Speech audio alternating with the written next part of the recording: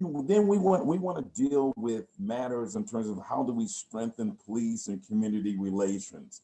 So this is a monthly platform that will create those type of conversations and will attract subject matter experts, thought leaders around those areas of focus that we hope that will be able to give lift and rise to solutions in our way forward. Co-hosting with me tonight is the executive director of the 100 Black Men of Omaha. His name is Richard Webb, and I want to bring him on. He's been with the organization, leading that organization, taking it to the next level, higher heights for the last two years. And he came to us by way of corporate America and really has done an outstanding job in really focusing on how do we help youth to become ready, more respectful and responsible citizens so they can too contribute to what is happening in a positive way right here in Omaha, Nebraska. And so with that, Richard, man, come on, say hi to the people. Are you on there, Richard? You definitely am. Thank you, Tim, for the introduction. And as you know, I see you starting off with your mask on. Amen. I got my mask too, man. I know it's very important. So why don't you go ahead and kind of say something to the people as we get started? Of course. Thank you, Tim, for bringing me on, and thank you for getting moving people to action to have this platform where we can have a unified voice from professionals throughout many different industries to come and specifically talk to the topics that we have at hand on a level to where it's understandable, relatable, and applicable to what we are going through in present days. And Tim pointed out my mask. Thankfully, one thing that we say about the 100 Black Men of Omaha is what they see is what they'll be. So at any time, I try to use these platforms to show exactly how we should be doing and what we should be doing at all times, social distancing and wearing your mask. And especially for this one, one of our mentees' mothers created this for our office, and it has the 100 Black Men of Omaha's logo and statements on it. So we're very thankful for that. But I'm very excited about this town hall tonight. We do have some legendary leaders, some subject matter experts on this call tonight that will be delivering some heavy hitting topics and some avenues for us to understand advocacy when it comes to education. This platform tonight is not a platform to whereas we're taking shots, jabs. None of that is here tonight. What we are here tonight is to ask questions to make sure that we are most equipped with the tools, the resources, and the needs that we have to make sure our next generation of youth and our individual selves operate at our fullest capacity to make sure that we can be a better, united community. And education plays a huge part in that. So once again, thank you, Tim Clark, for setting this up. Thank you for having these town halls. I'm excited to jump into it. I'm excited to hear from our legendary speakers and make sure that we do what we need to do. That's what's up. That's what's up, man. And I tell you, when you think about just what this country is going through right now, I think we all are challenged in a major way to really, think different, think outside the box, and really create a new norm. And so in this first segment, we want to bring on the chairman of the 100 Black Men of America. We're going to bring him on, and then David Banks. If he's signed on already, let's bring him on. And then a gentleman that I added, Ray Johnson. So if we can bring those gentlemen on, and we're going to have a conversation really in terms of just from a national perspective. David, how you doing, man? It's good to see you, my brother. How you feeling? Man, it's good to be seen in the midst of all this craziness. Yes, sir. I appreciate you taking the time and then coming on. I think we're going to try to get Chairman Dorch on as well. He was having some technical challenges coming onto the Zoom. Sure. And we're gonna have joining us Ray Johnson. Right. If he's on. And but what we want to do is, I don't want to waste no time because we have so much to talk about, and we have some other panelists that's going to be joining us. I see my brother Ray Johnson. Ray is on. Ray, how you doing, my man? I just want to test the sound. No, doing fine, my brother. Great to see you. Right on, right on. So just get, if we could, let's real quick. You know, I'm gonna put my chamber of commerce hat on. Where I used to be with the Chamber of Commerce here in Omaha as a vice president.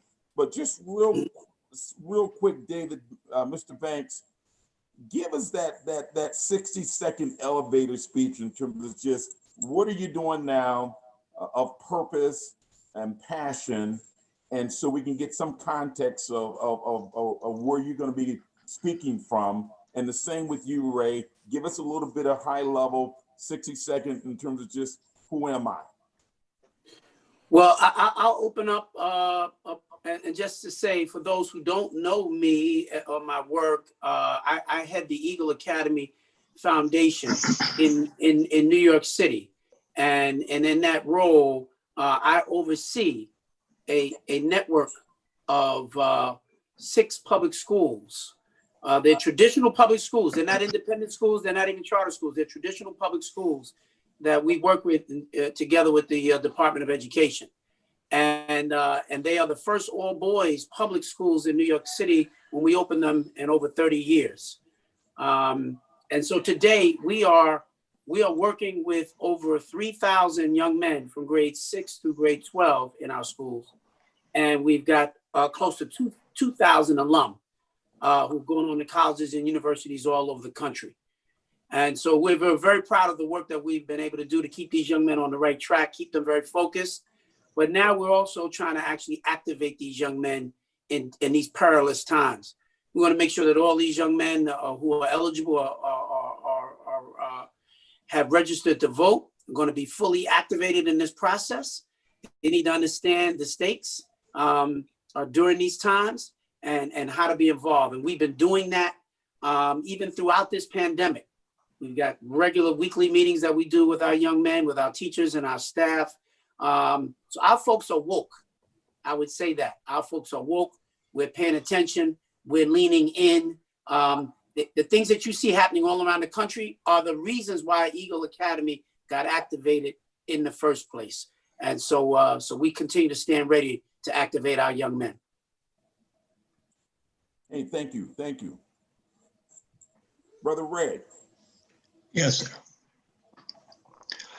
Hey, well, clearly it's exciting to be here and, you know, seeing my good folks in Omaha. I had been really blessed to be able to help so many schools and school districts around the country. Have been featured in Fortune magazine, have been on WXYZ TV, and we've created the man-to-man mentorship program. And over the years have helped over 10,000 young men. And many of the schools and those we've mentored have gone on to become executives. They've created programs. One, as a matter of fact, one of the schools that I founded, Paul Robeson Academy, which was the first male academy in the state of Michigan. And one of the young men who was there in our mentorship program in kindergarten, he now is a principal himself of a high performance school. So it's really exciting. And one of the things that I'm looking forward to being able to do at our next meeting is to discuss, you know, some of those elements. Our theme was always be on time, on task, and on a mission. And I see you gentlemen are on that mission. I'm excited to do that. And I recall that when I was in Omaha and helped with some mentorship programs there and the school districts there. And so it is that as I think forward, and unfortunately I have a board meeting and I'm not able to stay, but looking forward to being able to be presenting at our next Zoom meeting. So it's great to see all of you. And you know what, stay strong, because now is the time, this is the place, and you are the person. Right on. Hey, thank you, thank you. Well, hey, let's get started. David, in terms of just when you stated in your opening, your area of concentration 6 through 12, and what really caused or stimulated in terms of this focus on boys, really some of the mess and craziness we're seeing right now. So as it relates to what's happening now, what's the role of education in this whole movement in terms of Black Lives Matter, and really trying to, as we have all this attention on Black lives and specifically Black men? Right, right. Well, let me tell you something, man. First of all, I'm a lifelong educator. I was a teacher, an assistant principal, a principal. And for the last 12 years or so, I've been heading this Eagle Academy Foundation. So I've committed my life really to this work. And we have been watching this issues of criminal justice reform, which have been sorely needed, right? So, Brother Clark, we've been making, these young folks have hit the streets, and they are absolutely making a difference. And it's a beautiful thing to see. But I also think that we've got to shift some of the energy also to making sure that we are talking about educational reform. And when we talk about reform, I'm not just talking about new schools or creating new kinds of programs. I'm talking actually about how we have to fundamentally change how we are actually educating our young people in the first place, right? So what you see in our school system is young people who are being schooled, but not necessarily educated. And there's a difference, right? And so for far too many of our school systems, the focus is on just simply preparing kids to take standardized exams. Schools are measured purely by those standardized exams. Oftentimes, those standardized exams don't really tell you a whole lot. What I contend, and I'm hoping that this movement will begin to help us lean into, is that the educational experience for our young people needs to be about them understanding the problems that are happening in their community and how they can solve them. And when I say their community, I'm talking about their immediate community. I'm talking about their surrounding community, their state, their country, right? Like we are in a world right now that has all kinds of problems. And yet our young people, particularly young people of color, are not being engaged in the arena at all. Think about this, Tim.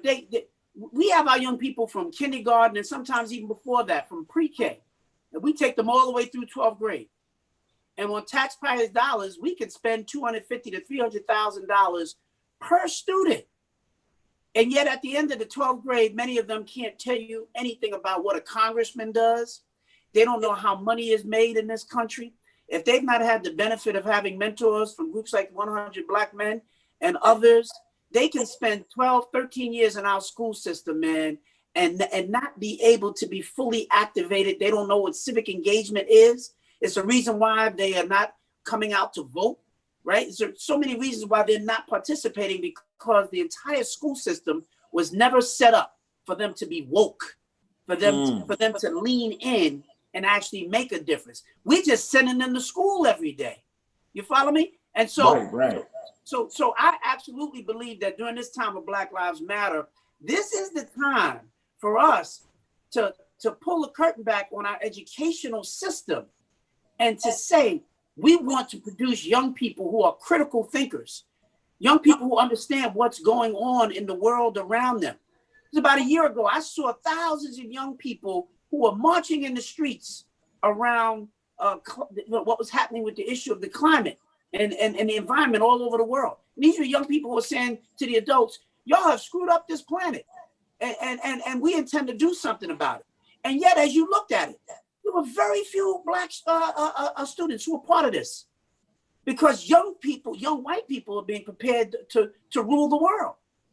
Young black kids are just told, go to school, do your work. You follow me? There's a huge difference between that just day-to-day go to school. You don't even know what school connects to. There's a reason why so many young people are disengaged. They're bored because they're just going to school. We've not tapped into social justice as a school experience, which truly is about their liberation and a proper education. So until we tune them into that, we're just going to continue to have them go through the motion of going to school like we're doing something, right? So that's the space that we here in New York are really ready to start to lean into right now. I think you had some valid and great points there, Mr. Banks. So thank you for sharing that. One thing that I've heard a wise man say is, if all you see is what you see, then you do not see what all there is to be seen. Mm. And when we're thinking about our young men, or just even, let's just say youth in general, that, like you stated, over the last 6 to 12 months have been very engaged in advocating, very engaged in peaceful protest, very engaged in trying to figure out what are the next steps for them to be able to change the foundation and the platform for their future. Right.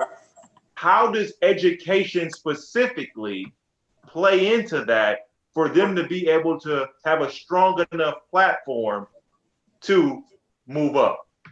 You know, Malcolm X said that education is the passport to the future, right? And so unless you have your credentials, unless you have your education, it's very hard to affect change in our society, right? And so education is the framework, it's the foundation for all the things that we want our young people to do. If we want them to be engaged in technology, if we want them to be lawyers and doctors and architects, or any other kinds of things, as this, you know, a new economy is continuing to grow and develop at rapid speed.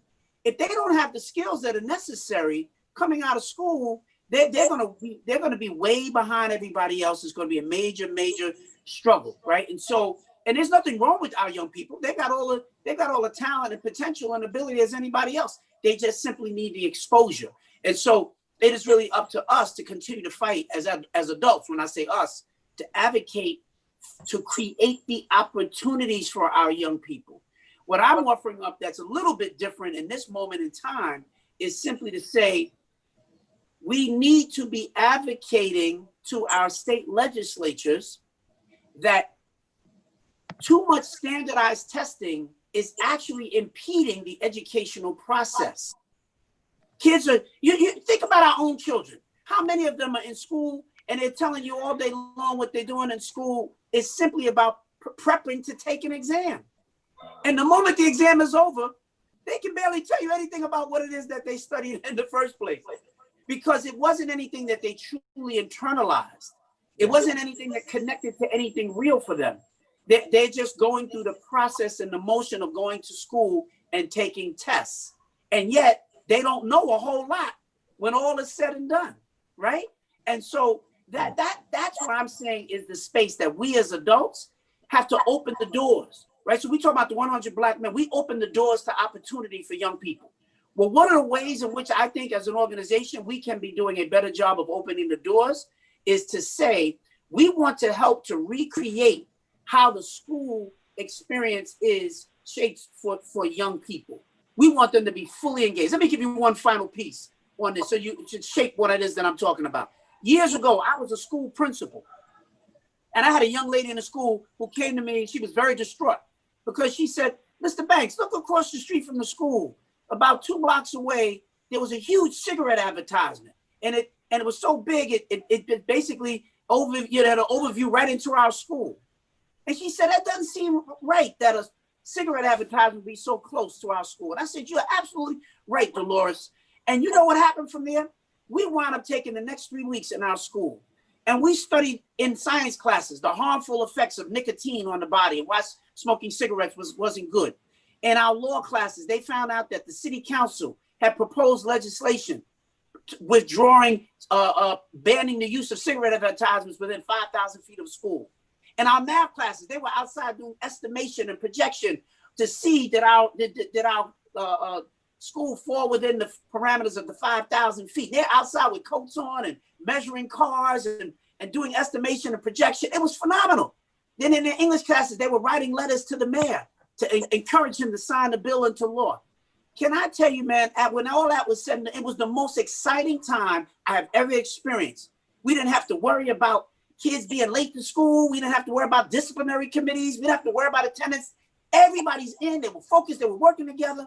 And we sent all these letters off to the mayor's office. And within a week, the mayor's office called us to say they were so impressed to see an entire school work together to solve this one problem, that the mayor was going to sign it into law. He wanted to bring 50 of our young people from our school to stand with the mayor at the bill signing. And then within 30 days later, these young people watched as the city workers came out to take that cigarette advertisement down. You know how empowered those young people were to see what they had done? And yet it touched all of the different subject areas. It made their education relevant.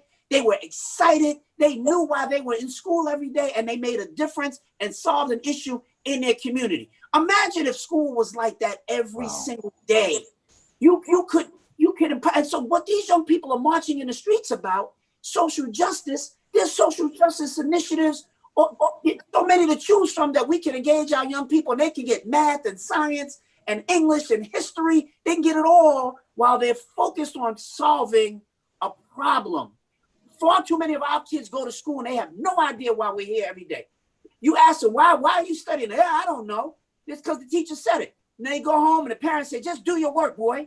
Right? That's not education. That's not enlightening and intellectual curiosity for the brain. That's just going through the motions every day. Those are the kinds of things that we have to do and change. So I think you bring up a very valid point also right there. And I think that was very powerful. And I love the emotion that you're bringing into this, David, because that's exactly what we need. We need that fire amongst all of our community leaders. And I'm thankful that our national chairman, Chairman Dortch, was able to get on via phone. And some of the things you spoke about, I'm happy to say, of course, with the 100, we're looking at the voting. So we have voting initiatives to make sure we're educating. If you see Vote Like You March is on my shirt right now. I wanted to make sure to understand that, because when these young kids are out here, they are peacefully protesting, understanding that that is about awareness, regardless of whatever the thing that you are protesting about. And like I said, yes, this panel right here is about education. And with our national chairman coming on, I want to make sure to give him the time. So Chairman Dortch, the question that we had brought to the table for the discussion, as it centers around education, as it relates to what's happening right now, what is the role of education in the Black Lives Matter movement? And then what maybe are some solutions that you see that when we're engaging with the youth that we serve to some of those problems? Tim, thank you. And I want to say it's great listening to the passion that I hear from our panelists, because we have to have the passion, and that's what the 100 Black Men of America, the 100 Black Men of Omaha, the passion for our young folks and understanding what we have to do. I think, as we look at the Black Lives Matter movement, we got to understand that it's not just Black Lives Matter that's impacting us right now. COVID-19 is creating a whole new problem for us for the future. We've got a lot of our young people who were just passed on in this past spring, even though many schools were not prepared to go virtual. And so now, as we look at it, Black Lives Matter should be helping us to understand that we've got to look globally. There's a superintendent, for example, here in Clayton County, that when our young people turn 18, he has a deputy registrar. They register them, and on election day, he actually provides transportation to take them to go vote and back. That's what used to happen during the time of segregation for us. We understood civil engagement and understand civic engagement too, because it's not just what's in the books. And the former speaker was spot on, is that we teach our young people to memorize as opposed to learn. And I'm happy David is here, because David, I helped cut the ribbon in 2004 for Eagle Academy, and I look at all of the things that are going on there.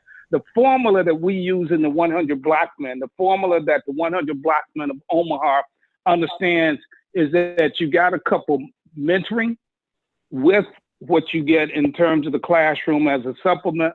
The other important part, and I really sympathize with teachers, because our problem is some are in the classroom because they love it, and some are in the classroom, and it is a challenge because you come with students who come prepared and ready to learn. You got students who have mental challenges from what happened at home. Then you got students who didn't get fed the night before or didn't have the food. So we got to understand, you got to look globally at every student.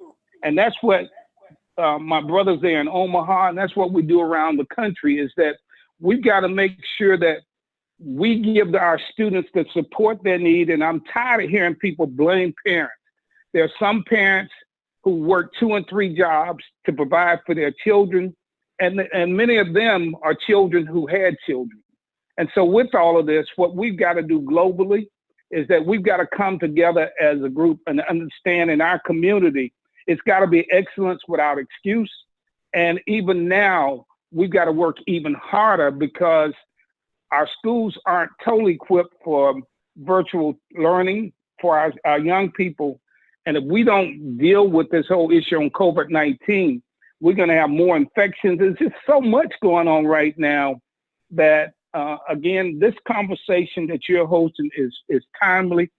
I think the other important part, though, is that educating our young people is everybody's responsibility, not just the teachers. It's got to be citizens. It's got to be businesses. It's got to be all of us. And so with that, I commend you for this forum tonight, but more importantly, what you've been doing as you look at your rites of passage and all, and what we're doing throughout the country with over 125,000 young men and women. But that's still, we don't have enough mentors out there. So I'll stop now, but I just want to say the passion for what we've got to do is, after the conversation, we've got to have a plan of action on what we're going to do when we leave from tonight and what we're going to do as we move into this fall, because as I've said to the governor here in Georgia, and I had a meeting with the vice president that, I don't know, it was a waste of time, but anyway, saying if you're not opening up federal government, you're not opening up state government, you're not opening up corporate America, while we're forcing our young people back in the classroom, and they're going to go home and take these infections back to their grandparents, to their parents, to their siblings. So we have a global problem here that we got to address. I appreciate that. I thank you so much, Chairman. But as David and Chairman Dortch, as we talk about, particularly in terms of just this moment that's in front of us, and you talked about school reform, David, but part of it is legislation and it's policy.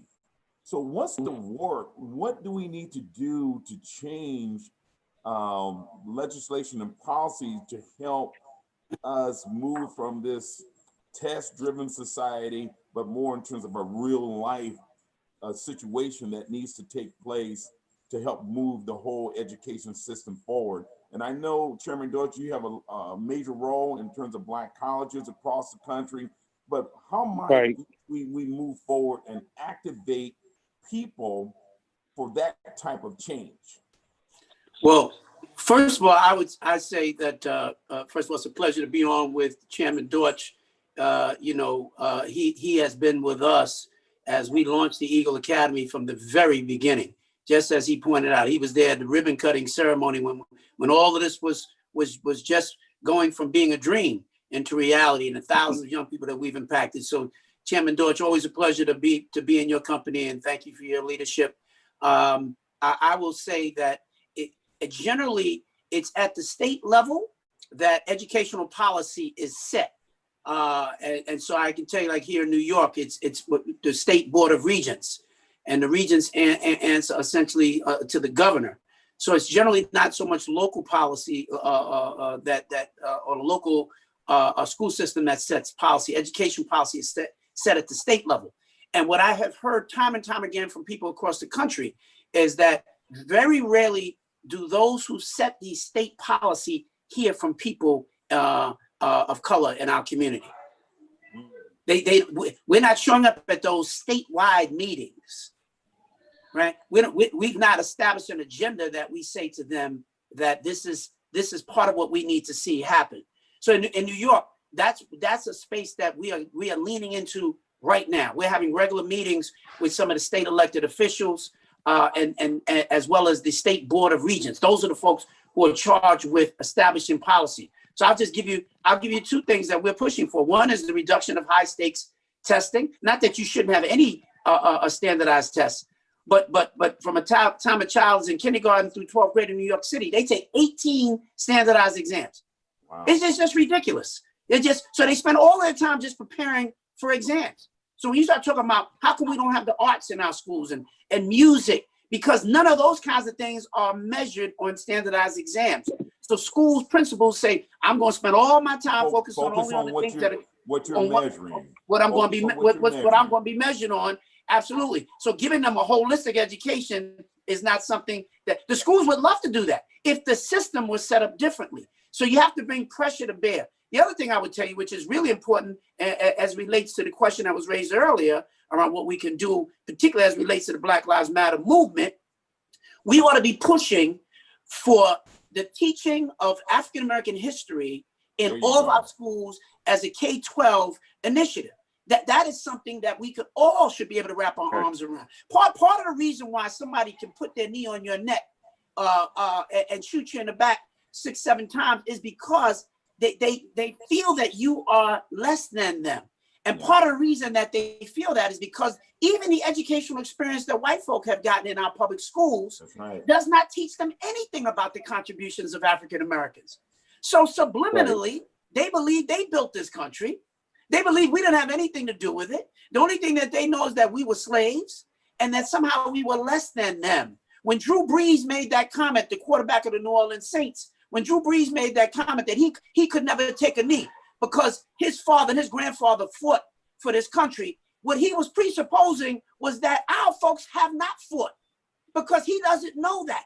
That's not been taught in our schools. So the teaching of our history is basically, it's American history, but damn it, tell the truth, tell the whole story. And until we get to that point, so that's the kind of thing, Tim, that we, even as the 100 Black men across our chapters, can be pushing for with state elected officials and the state policy makers, is saying we want to see a Black history curriculum across this country being implemented. And I think that's one of the things that we can be fighting for. What do you think, Chairman? I think, again, David spot on that, but and the important thing, though, we don't go to the local school board meetings. People get glorified, they glorify state reps and state senators and all. But for me, one of the most important elected bodies is the local school boards. And the 100 took a position years ago that we want high performing schools. David, when they came with this whole approach, I'm in favor and support public charters. I have a major problem when you try to take public funds and put them in private charters when you don't give total access to all of the young people, because you may give a scholarship for 10 and it costs $12,000. Well, what mother who needs food on the table, a roof over her head in a lot of our at-risk communities is going to take that $2,000 and send their child over to a private charter school? And the reality is, and David can tell you, private charters are about a 50-50 proposition. So the education is important. The 100 has had the African American History Challenge for 33 years.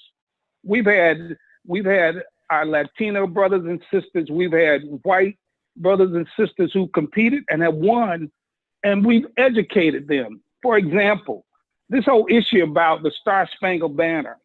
I will never, ever, ever sing the Star Spangled Banner. I will defend this nation. Yes, I'll stand for our flag. But if people knew that the Star Spangled Banner, if you read the third stanza, glorifies, the murdering of slaves who came back from Canada to take their loved ones back to Canada with them, because if you were able to escape slavery in the U.S. and get to Canada, then Canada gave us refuge. But when the British came back with former slaves for them to try and get their families and bring them back to Canada, then that's when F. Scott Fitzgerald glorified how they were murdering slaves who simply came back to get their families. And so it was not the national anthem until 1931. But the reality is, all you have to do is read the third stanza. If we, know ye the truth, and the truth will set you free. So the key here, nobody talked about when Tebow took a knee to protest abortions. He was a hero. Kaepernick took a knee to protest injustice, and all of a sudden he's a villain. And so with all of that, we've got to educate our people. It's our history and not his story. And you're right. We have an obligation to educate our young people. We have an obligation to educate the populace. And so as we look, Black Lives Matter, and people have to understand there's a difference between Black Lives Matter, the organization, and Black Lives Matter, the movement. And so with all of that, it's a perfect time for us now to start understanding we have an obligation to educate our own.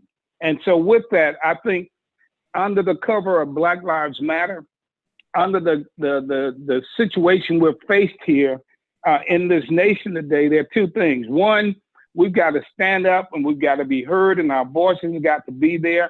That's why the 100 has Real Men Vote, because our Black sisters have been out there out front, and we've been lagging behind.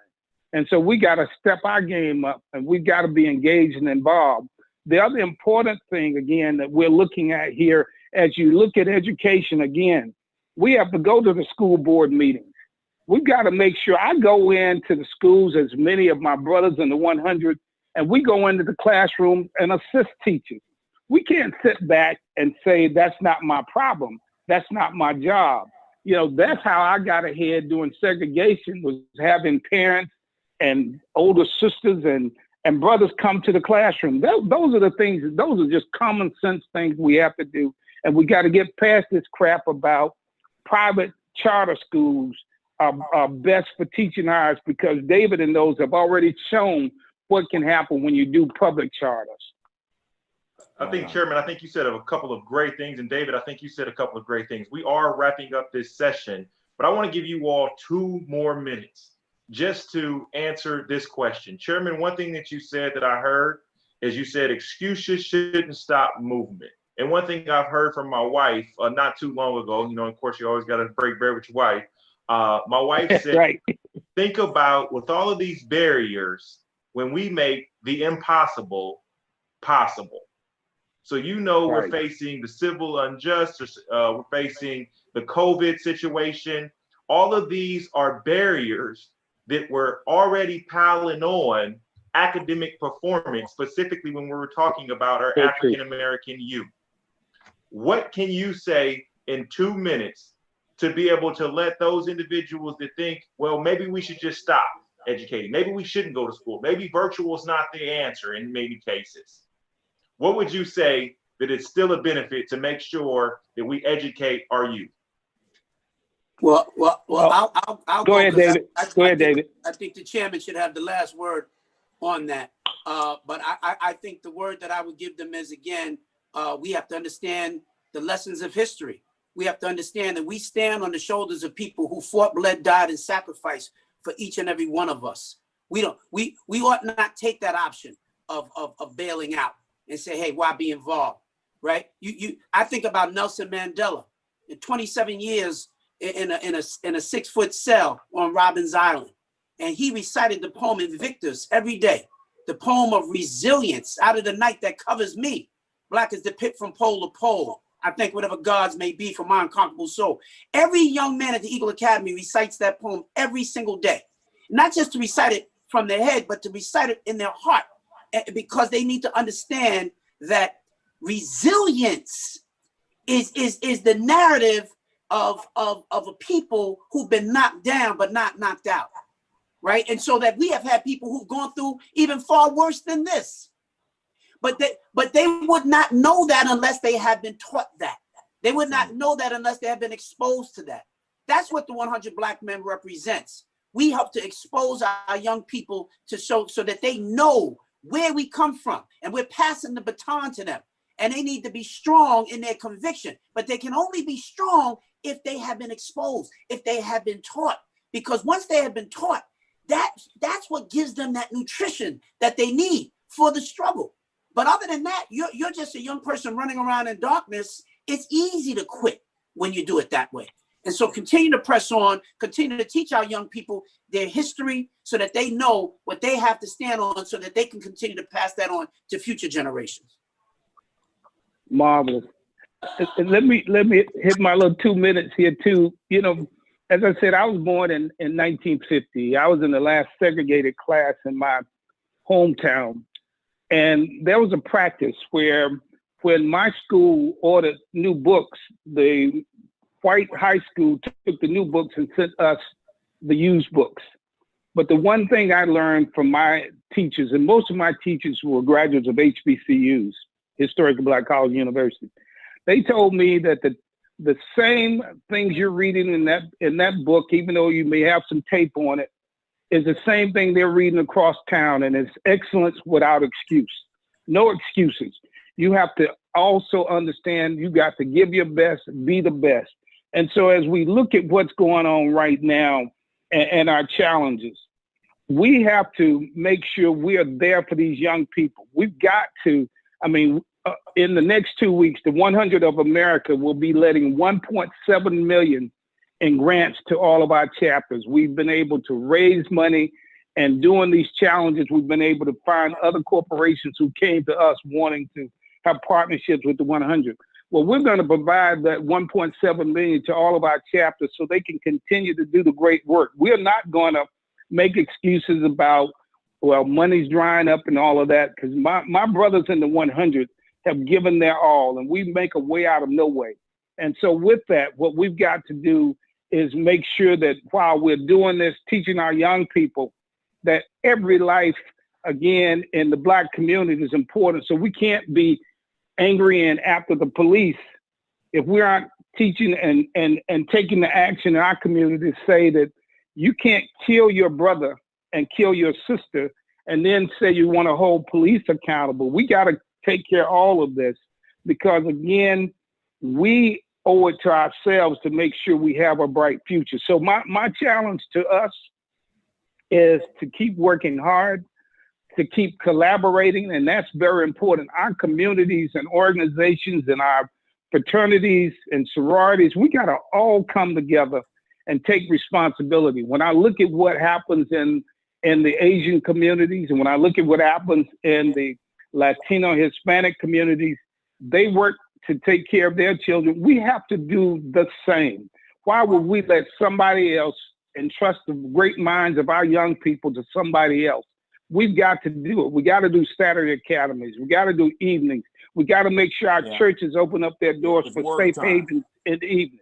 So those are the things that we have to do. But at the end of the day, these kind of forums, these kind of dialogues, but the other is, what is our call to action? What are we going to do? And at the end of the day, I have faith that we're going to make it. I have faith because I see what my brothers in the 100 are doing. And I see that we are now galvanizing. With the challenges comes opportunities. And now that we see what's going on, then we're going to work together. We got to be focused. But the other thing that we got to do is make sure we got government of the people, by the people, and for the people.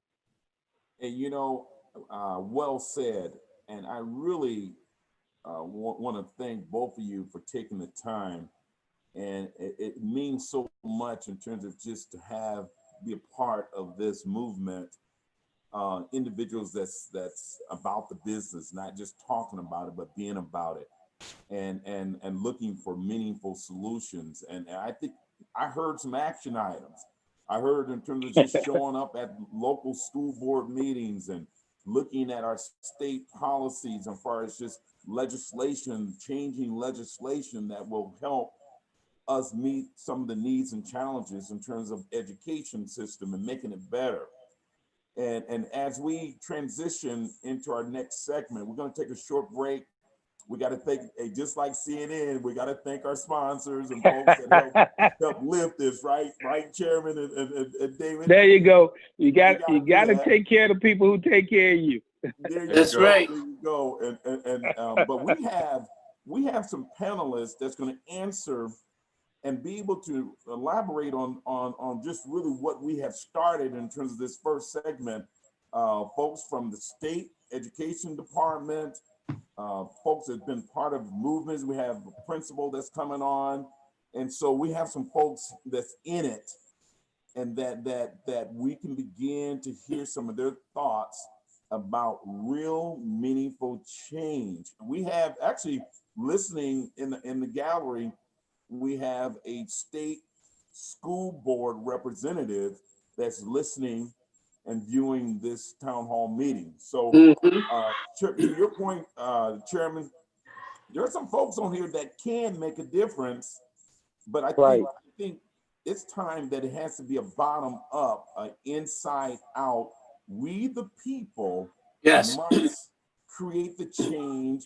And when you think about it, really, what have we really gotten that somebody's given to us? It's been forced, it's been demanded. We have to go about the change we desire, and sometimes it's got to be forced. That's right. And let me just say one final thing as well. As you leave, well, all these young people that we're working with, those of age, their families, everybody has to be activated to vote like their lives depend on it. They found out today that only, for all the work that we're talking about in the NBA, they found out today only 20% of the NBA players are even registered to vote. Think about that. Only 20%. So they're standing up, right? Because they're fed up and they wanna lean in. But they need to be coached, if you will. They need to understand what's happening because they're not even registered to vote. Yeah. So for all the noise that we make, you can't even be helpful if you're not in the arena. So you got to get in the arena if you want to win. And David, understanding also, it's not just voting at that high level. It's voting at the local level also, because that's the biggest impact that you're going to have. That's right. That's right. Absolutely. You hit it right on the nose. We can't be going in just to vote for a president and a senator. All politics are local. And so you're right. We've got to go up and down the ticket. We got to make sure that we get good people in there. And I always say that those of our color who are not of our kind. And then those of our kind who are not of our color. So we shouldn't just think that only Black folks are going to work with us. We got to make sure that we're looking for people who are committed to people.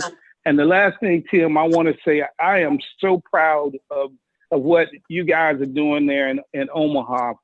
25 years ago was my first term as the national chair of 100 Black Men. Right. And 25 years ago, your chapter was one of the first chapters I had the privilege of chartering as the national chair. And you guys have been phenomenal, just as the chapters around the country. So I want to say thank you for the opportunity to get on and dialogue, and just know whatever you need from me and the world headquarters, we're there because you are the one making the difference. That's where the rubber meets the road. That's right. We appreciate that. Thank you. Well, we're going to transition. You guys stay with us. You guys are welcome to stay with us and hear some of the next panel. But we have Dr. Idaline Williams with the 100 Black Men, with the 100 Black Women, Chairman Dortch. Then we have Ebony McIver. Also, Thomas Lee, he's the current principal of Northwest High School. And Mark Snowwood's going to be with us. He's the president of the Omaha Public School Board, but some of us may not have known this, but he contracted the COVID-19 virus. So our thoughts and prayers are with him as he battles and to get through that situation there. But we're going to also, for this segment, we're going to go ahead and bring the facilitator, co-founder of the African American Empowerment Network, Willie Barney. So we're going to take a short little break, and then we'll prepare to bring those individuals on for this next segment. And then the one thing we would also like to say that we will be putting the survey link inside of the comments. So please, Tim and his team have worked tremendously hard to make sure that we're having engagement and bringing people and individuals to these meetings and these town halls who are subject matter experts. And the only way he can continuously improve is if we make sure to provide feedback. So that link is in the comments in the chat. Please take that as we look forward to continuously growing this platform that Moving People to Action has created. My name is Avon. Since I was 3, I was living with just me and my mom. Mentoring has had a positive impact on Avon's life in so many different ways. So Avon has been matched with me now for about 6.5 years. Having a mentor helped him trust people. I feel like I can talk to him about anything. It's just amazing the type of impact that you have that you may not even know that you're having.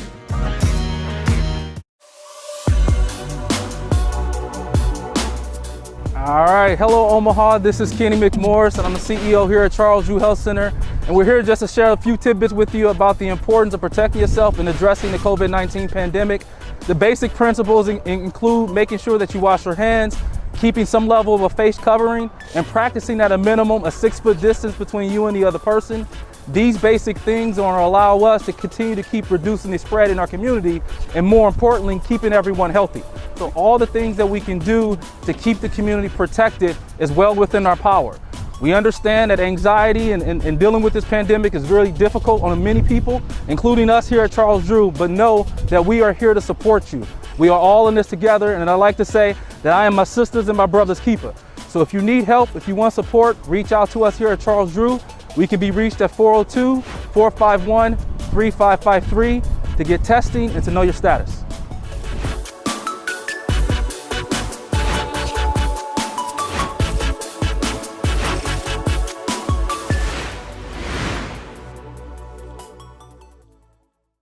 I'm seeing young, upcoming leaders in our community already stepping up to the plate and being mature and helping their families, their community, and the people that they love to make sure that we all get through this together.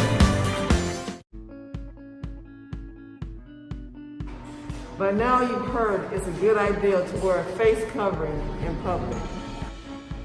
Please do not take it personally. Your mask protects me, my mask protects you. But here's the key. Make sure it covers your mouth and nose. Like this.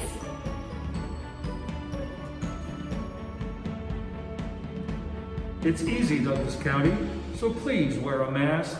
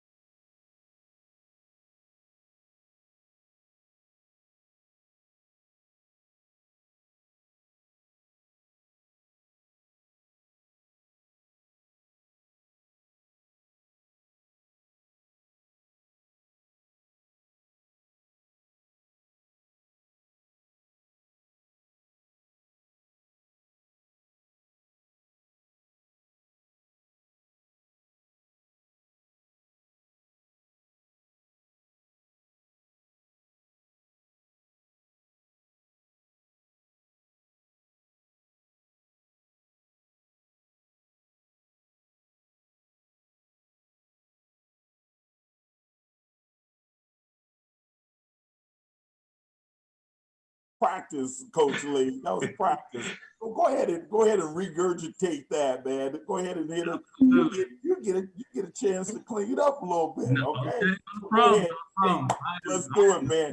We are live on Facebook and YouTube. This is my man, principal of Northwest High School, Thomas Lee. I am the proud principal at Omaha Northwest High School. Northwest High School is rocking and rolling. It's a great school. There's been a lot of great alumni come from Omaha Northwest High School. And so I am excited about being there. I'm excited about being in the Omaha Public Schools where I've spent 30 years so far. And majority of those years were at Omaha North High School. I've also did a stint at Omaha Burke and Omaha Central. So I've been in 4 of our schools. Very proud to say that we are doing great work in the Omaha Public Schools. I believe in the collaboration and things that are going on and taking place for the betterment of our young people. And so I always get excited to talk about education. I get excited to talk about Northwest High School and all the great things that are taking place there, and looking forward to the forward movement of our school district. So thank you for allowing me to be here this evening. It's a great opportunity, great time. I enjoyed the first segment, and I'm looking forward to this segment as well. Hey, man, you did pretty good. That was about 60 seconds. Okay. Dr. Adeline Williams. Good evening, and thank you, 100 Black Men, for allowing me this opportunity to be on this panel. I'm the president of the National Coalition of 100 Black Women Greater Omaha chapter. I'm also a full-time professor teaching accounting and business at Metropolitan Community College. So I am very engaged with my students. I love the one-on-one with them, and to do what I can to help them to be successful and make an impact. And through the Coalition of 100 Black Women, our mission is to advocate on behalf of Black women and girls to promote leadership development and gender equity in the areas of health, education, economic empowerment. And so this is very important. And thank you very much. Right on. Thank you. Mr. Barney, go ahead. Can you hear me okay, Tim? Yeah. All right. I appreciate it, Tim, Richard, the whole panel here. Great opportunity to be a part of this. Willie Barney with the Empowerment Network. We are a collaborative organization. It's been working now for about 14 years in the city, bringing organizations, entities together to partner alongside the school district and work with a lot of partners. My wife and I also own, we believe in ownership and business ownership as well. So we have 3 small businesses with another one on the way, but I'll leave it there. Just really appreciate the opportunity to be a part of this whole panel. That's good. Well, thank you, Willie. Is Ebony? Oh, no. McKeever, Ebony McKeever. Yeah.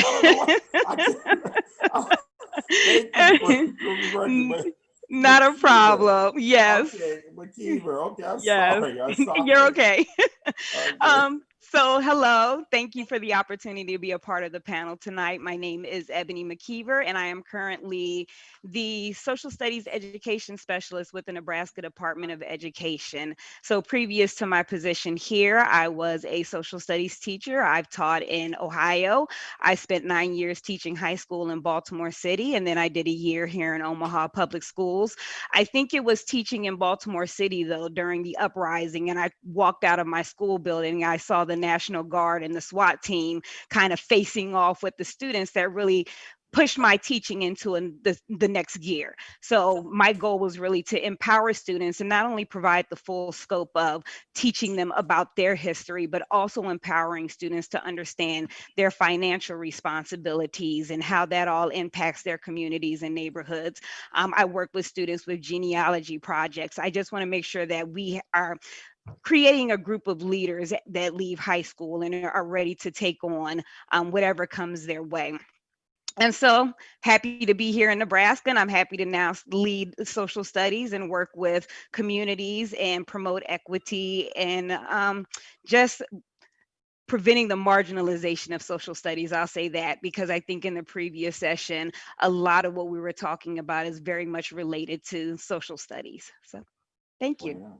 Well, Tim, it looks like we have an awesome panel here to talk. And thank you all for being on the panel. So let's just dive right in so we can make sure we make best use of our time.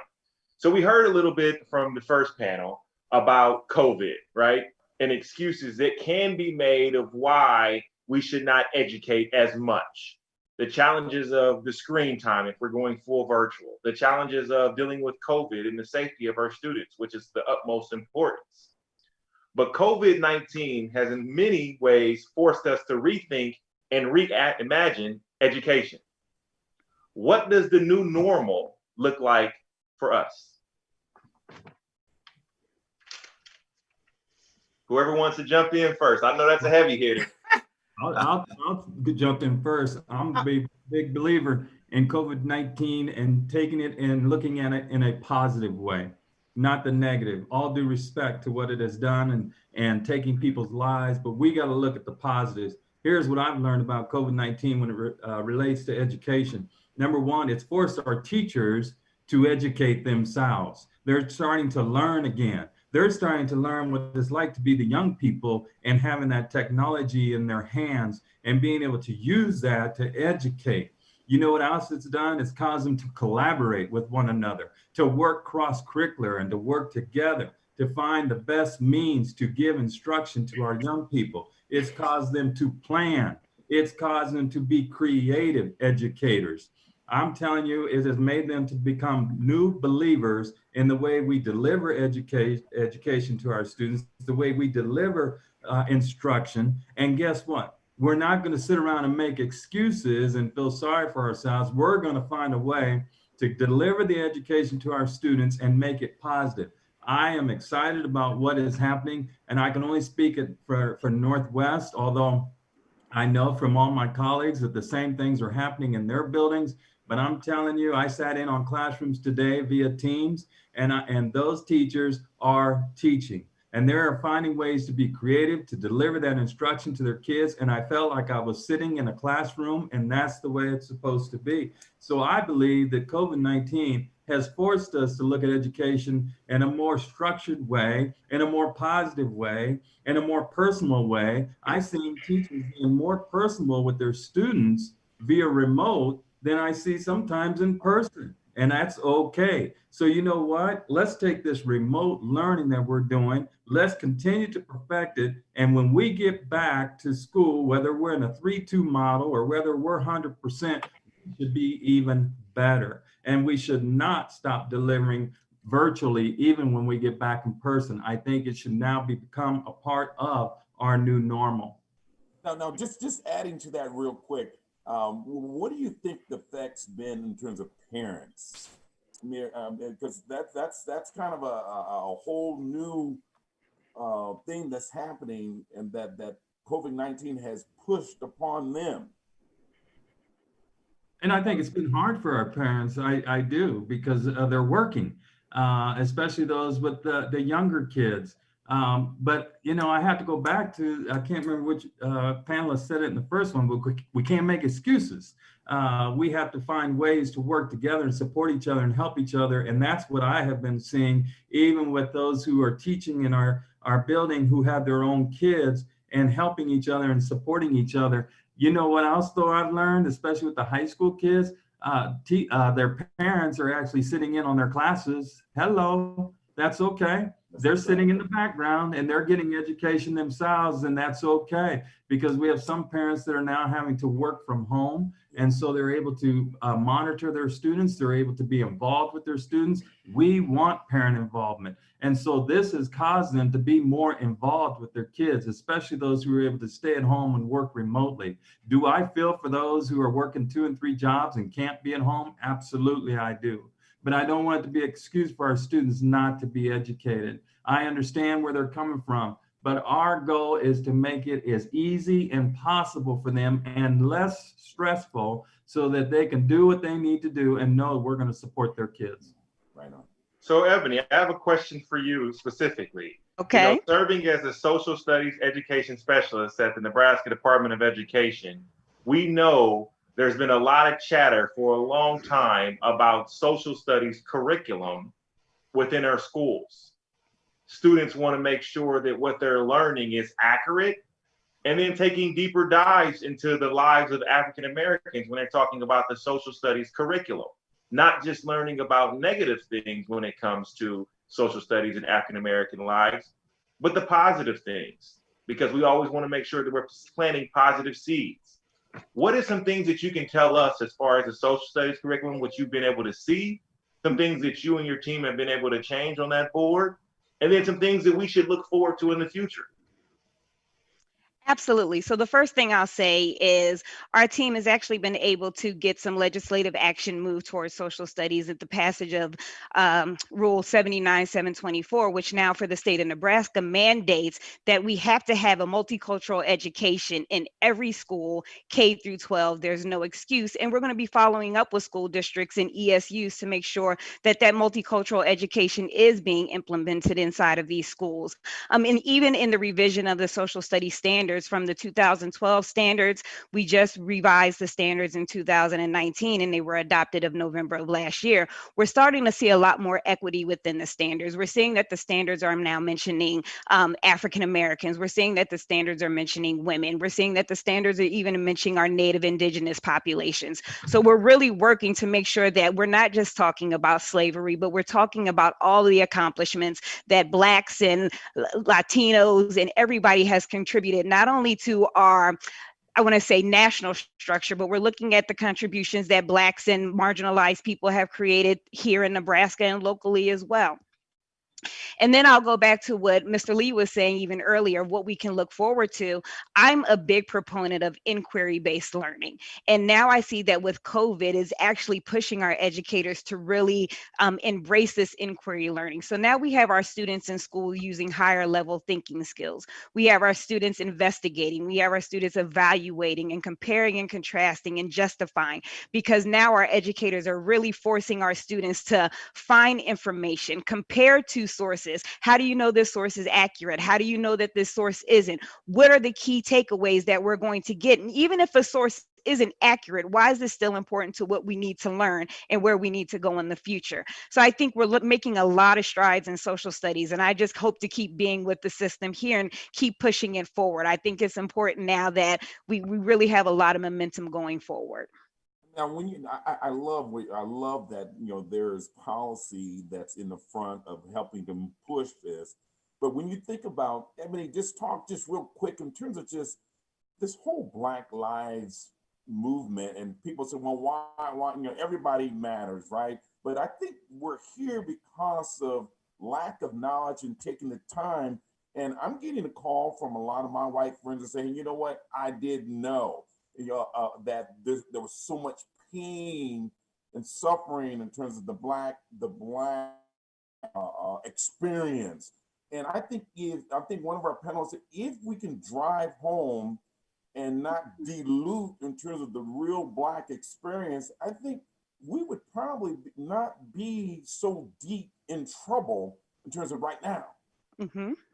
And you know what, I will say that I also think this is a time really for our educators, for our students, and for parents and for stakeholders really to leverage the schools and the school systems and say, like, we really want to make sure that we're incorporating the true struggle of African Americans in their history and the role that they've played in Omaha, the role that they played in Nebraska, and even the role that they played in the United States. I think a lot of times, it's hard when it's a marginalized people that are now trying to say, we want our voices to be heard. Well, now we have the collective voices of everyone saying we can make our voices heard, and we really need to make sure that happens. And so again, I'll say, like, organizations that have their ear to the streets and they understand what parents and students are wanting, we can get those collective voices together, and now we can start mandating that those changes are made in the schools. And I also say, Nebraska is a locally controlled system for school systems. So we really do have the ability to leverage our school districts by showing up to school board meetings. We have a lot more power, I think, here in Nebraska than a lot of other places New York would have, or some other states, because they are state mandated. We have a lot more power to make change at the local level. Local control. Mm-hmm.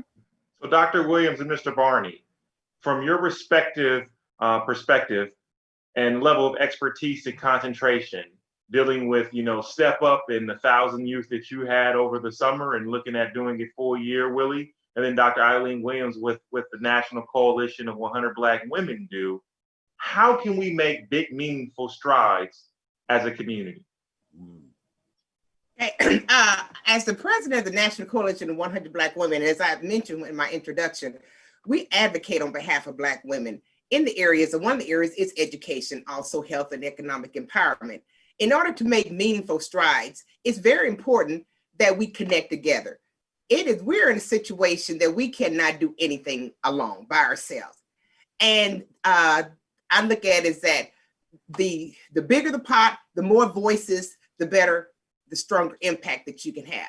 So as the organization of 100 Black Women, we can work with other organizations, work with educators. Educators have a built-in platform. We're in front of students. We are in front of the Board of Governors or the school board. And so we have an audience that we can be a voice to impact and affect change. And this is what the Coalition of 100 Black Women are doing in terms of the get out to vote, the voter registration. And so that's part of educate, because in order to impact change, you have to know what you're doing. You have to be informed. And that is what we want to do, is to inform our audience so that they are able to, we encourage them, we want them to go out and vote, because it is using that voice of vote you can affect change. So it's important for us not to do it just ourselves, but to connect with the 100 Black Men Empowerment Network, connect with other organizations. And also, as a professor at Metropolitan Community College, they are very supportive of the National Coalition of 100 Black Women Greater Omaha chapter. We've had events on the campus. They support us, being sponsors. And so it is about connecting with educational institutions and the community to work together so that we can be a stronger voice and impact change. And they also support the 100 Black Men too. Yes, yes. I would just build off of that, Richard. I would just build on that the partnership with the school district, with the MCC and others, and it's what we have really tried to focus on is a cradle to career pathway with the district, with all of those partners, and how do we collaborate, focus on those schools that may be having some challenges, but coming in not to throw stones, but how do we work collectively to move things forward? And Richard, you asked about step up, and also tying back to what Mr. Lee talked about with the moment that we're in. This is a all hands on deck moment. And I'm seeing it. I'm seeing organizations. I'm seeing people call and Facebook and say, hey, how can I help parents? What can we do with the school? My daughter's doing this, and I'm seeing something that was not happening previously that is really now elevated. And one of the things I just want to recognize Monique Cannon, the Step Up team, the partnership with OPS and others. This summer, we had 500 youth over that 8-9 week period that were doing virtual learning about careers, from technology to health to entrepreneurship to managing stocks to developing partnerships with police, between police and community, dialoguing with the chief and the gang unit and Cherie and others in the police department all summer long, learning for at least 4 hours a day. 14 and 15-year-olds, they showed they had the capacity. We had some of the highest rates of attendance and engagement we've ever had. So to Mr. Lee's point, we had to, Monique and the team had to re-engineer on the fly how to communicate and train and prepare our young people for the future, but do it through virtual technology. And bring all those, and the collaborators and the partners stepped in, helped out. They participated as coaches, as participants, as just being guest speakers. And then on the other side, we have been connecting our young people with employment opportunities, hands-on, so they can connect their in-classroom learning with what's really going on, and putting some money in their pocket at the same time. So that's really my main message as I'm hearing the conversation is this virtual environment is forcing all of us out of our comfort zone to be incredibly creative and innovative. And over the years, what I've seen both from a corporate sector and now from the nonprofit sector, during these times when the heat is on and the challenges in our face, the ones that sit back and wait, they get left behind. The ones that innovate in the moment, those are the ones that when we come out of it have accelerated to the next level because they've maximized the moment. That's what I believe we have to do right now. And I just want to add, I have two hats as a professor and also as the president of the Coalition of 100 Black Women. In March, I recall a student telling me that she would never take online classes. She knew that wasn't for her. That's why I was always on campus. And then since we were forced into the situation of a remote learning, by the end of the quarter, she told me this wasn't bad. She said, I would not have never given this a try. And so that's one good thing if we something out of COVID.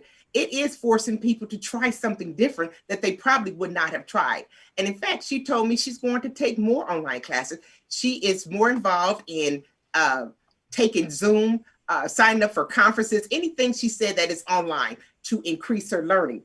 And she didn't think it, she thought it was okay, that it was really good. And then as the president of the Coalition of 100 Black Women, one event that we would have had in person, Money Matters, and since it was canceled due to COVID, we are having 8 individual workshops on economic empowerment. More people are attending that than if we probably definitely would not have had 8 individual workshops, but that one event, now we are doing on a regular basis Zoom activities to promote economic empowerment and wealth building among Black women and girls. So you're right. You know, we're all saying that it has brought us into being more creative, looking outside the box and connecting. And we're working more with other organizations.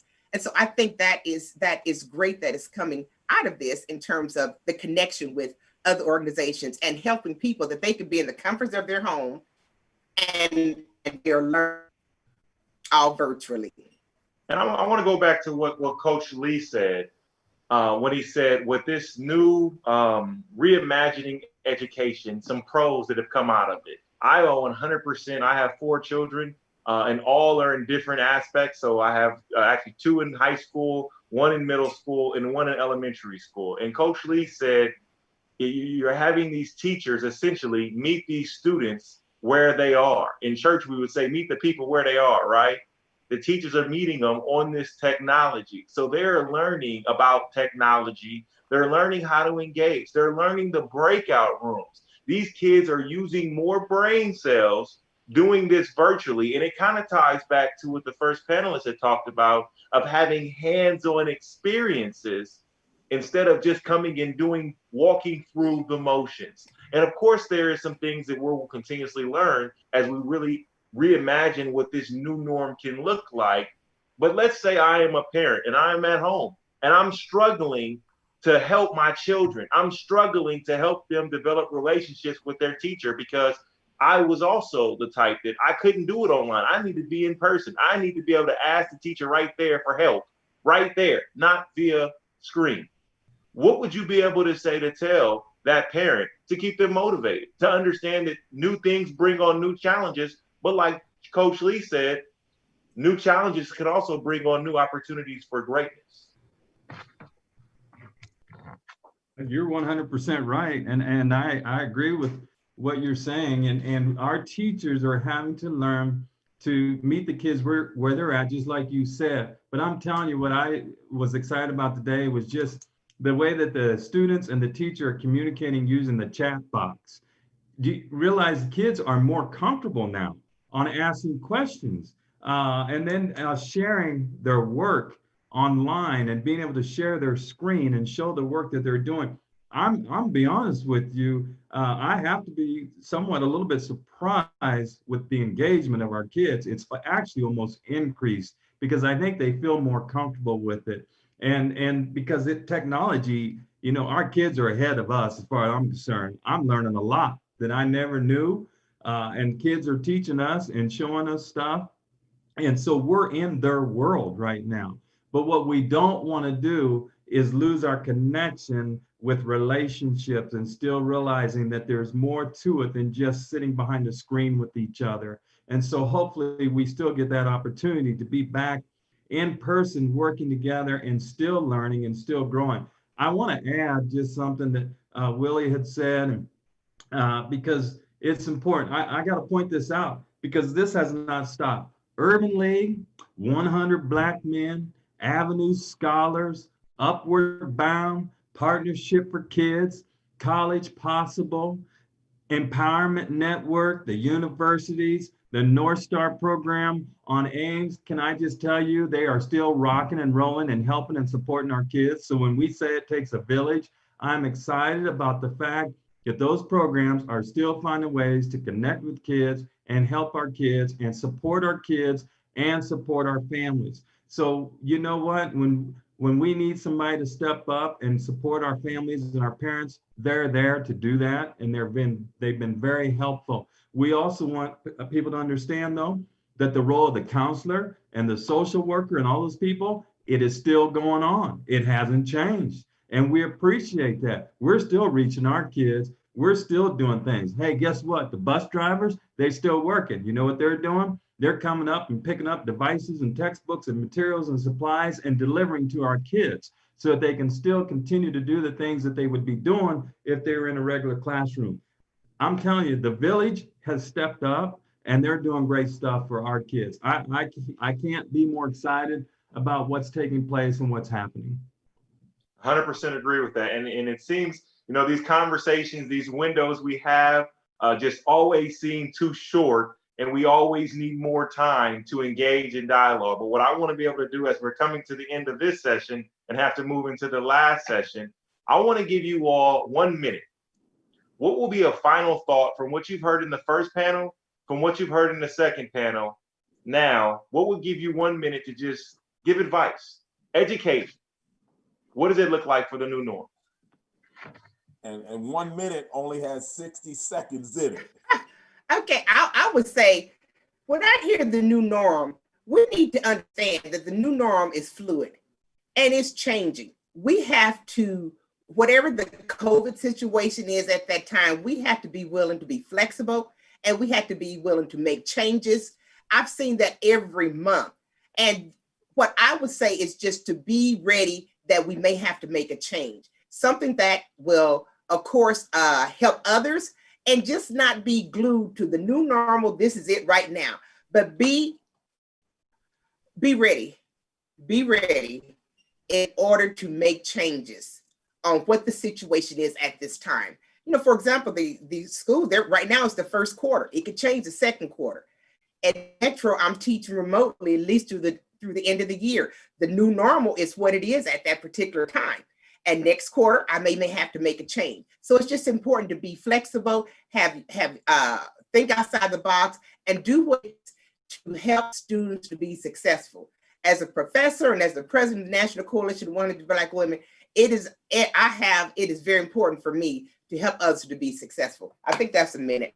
I can go on. Go ahead, Ebony. We'll let you go next. All right. So for me, I want to say that I think we need to embrace the social emotional learning aspect. I think for too long that's sort of been left out of our education. And I think as we move forward, we need to, one, have our students understand and embrace social emotional learning. I think we really need to work with our teachers, and our teachers not only understand the social and emotional learning, but they need to understand restorative practices and trauma-informed training for our students. And I think last, as we were talking about earlier, with the ability to connect with our parents, I think if schools embrace social emotional learning, they also connect with parents in that way too, because parents are also worried about what's going on and how this is affecting their children's education. So if we can kind of embrace them as well, I think it's just a formula that works if we use it going forward.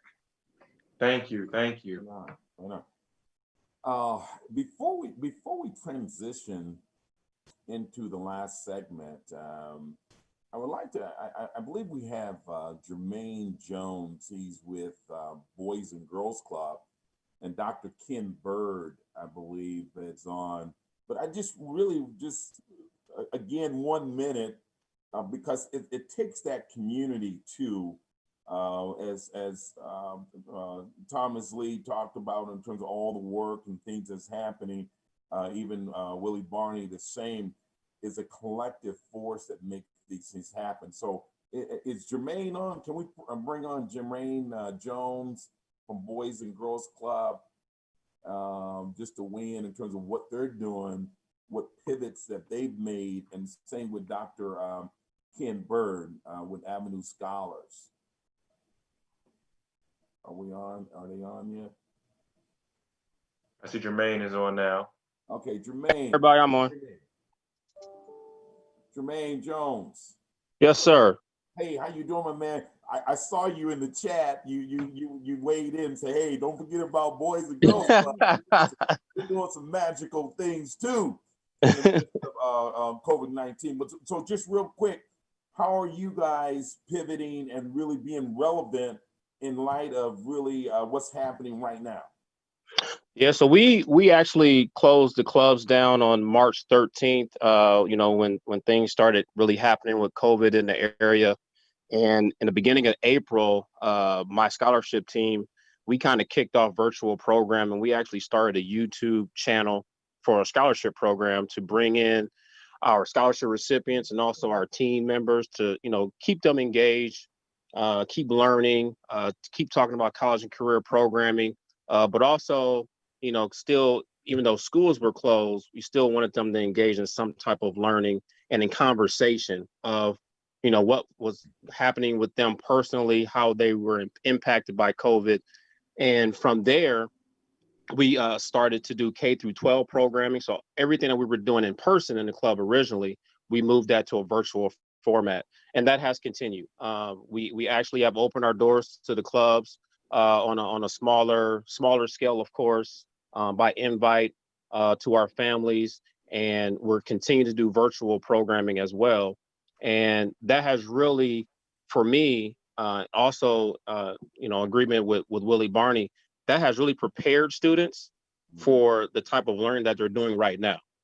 And, you know, one thing that I will, you know, encourage, and I agree with everything that has been said, you know, one thing that I have done as a parent, you know, and your prior panelist said, parenting is extremely important.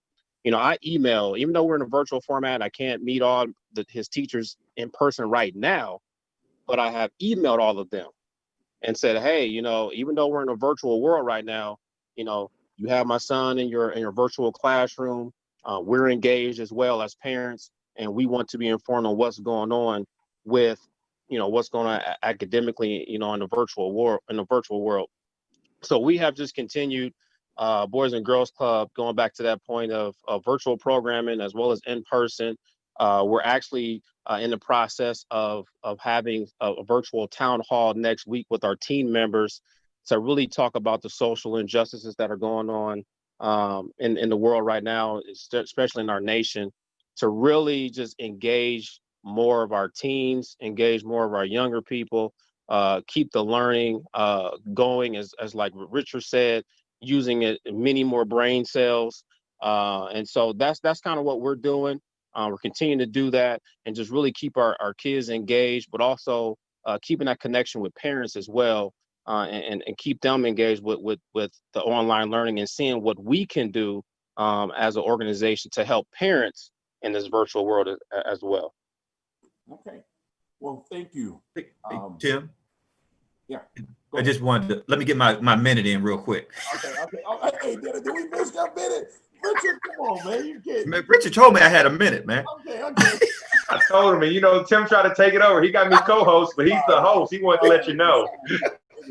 All I wanted to say is just echo that we can't let the night go by without recognizing Dr. Logan and her vision and being proactive to get laptops and iPads for 54,000 kids, and working with the school board and realizing that our best option was to do remote, which has created this environment for all of the people to be on deck and help out wherever they can. And the principals, the teachers, the bus drivers, they've talked a lot about how the community is supporting, but we can't go without recognizing the extra.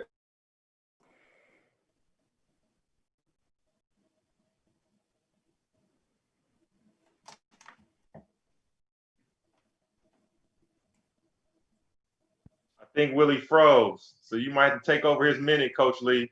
I can do They're that. going to city council. There you go. Oh, there you go.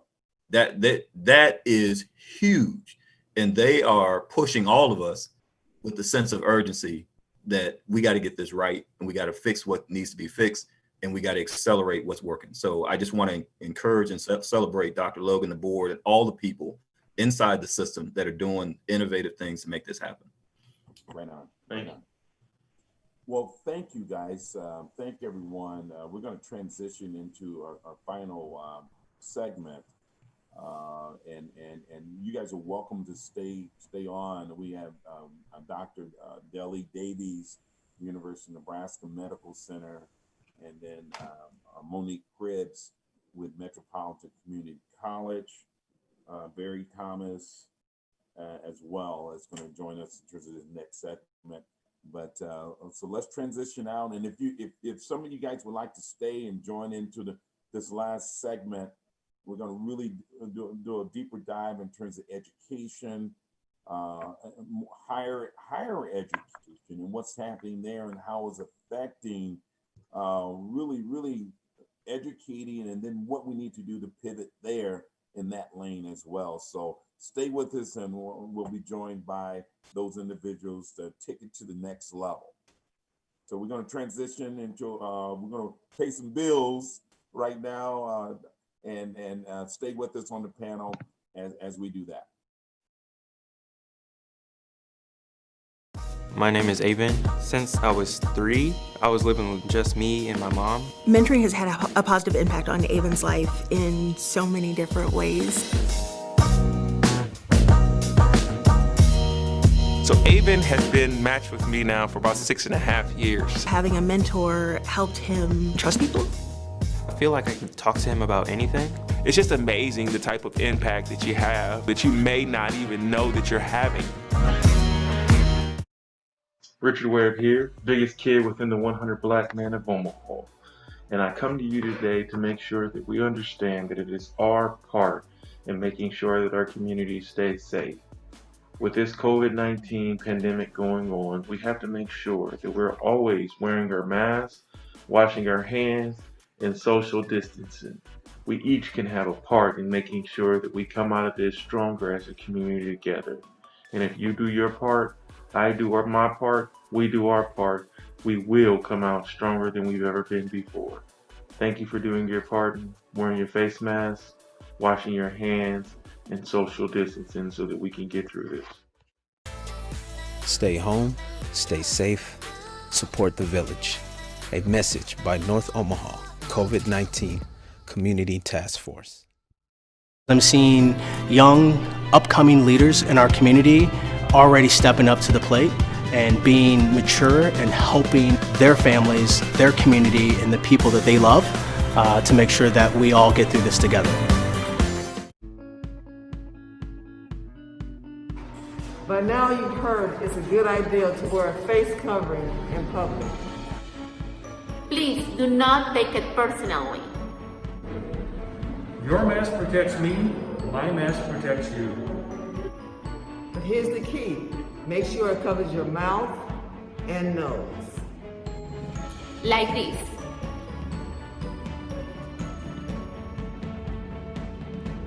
It's easy, Douglas County, so please wear a mask.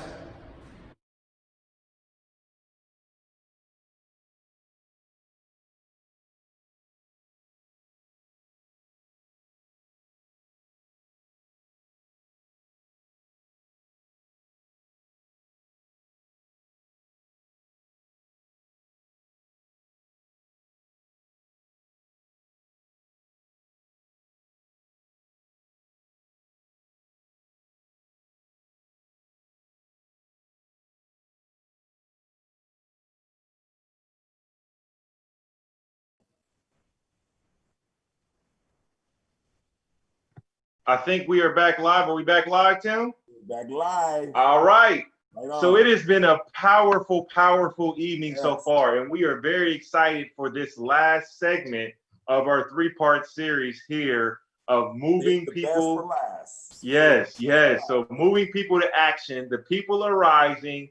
The state of education in the time of COVID-19. So we are excited for this panel here. We have Willie Barney staying with us, so we're engaging and loving his perspective. We have Mr. Dr. Dale Davies with the University of Nebraska Medical Center. We have Miss Monique Cribbs. We have Mr. Barry Thomas. And what we'll do before we get started, so we can make the best use of time, let's just jump right in. Let's give everybody 45 seconds. I know Tim said 60. Let's try to do it in 45 seconds. Give us your 45-second commercial of who you are. We'll start with actually, we're going to start with Miss Monique Cribbs first. Hi, everyone. I'm Monique Cribbs. I am the Director of Enrollment for Metropolitan Community College. I am a proud North High graduate. I am a proud North Omaha resident, born and raised on 16th and Spencer. I'm a huge advocate of education. I truly believe that education is power. And again, I'm happy to be here to talk about education with the panel. So thanks again, Tim, and to Richard. Thank you. Dr. Dale Davies. You got to take it off mute first. Yeah. Hi, Richard. Hi, Tim. Thank you so much for having me on. I'm excited. It's been great listening to the panelists. I am the Senior Vice Chancellor for Academic Affairs at UNMC, and I'm a proud card-carrying member of the 100 Black Men, and I happen to also be the chairman of the board of the Boys and Girls Club. We just heard from Jermaine earlier. So I'll stop there and keep within my 45 seconds. Thank you, Dr. Davies. We're happy to have you. Mr. Barry Thomas? You know, I'm gonna use my full 45. No, so thanks for the invitation.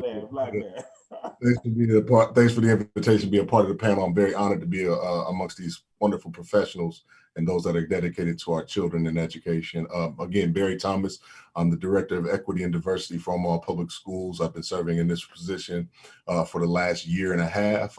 Prior to that, I was the Supervisor of Social Studies for Omaha Public Schools, and I also taught at North High School, and then also at McMillan, both in North Omaha, where I was also raised. So it was nice to come back to the community that raised me and be able to contribute in that fashion.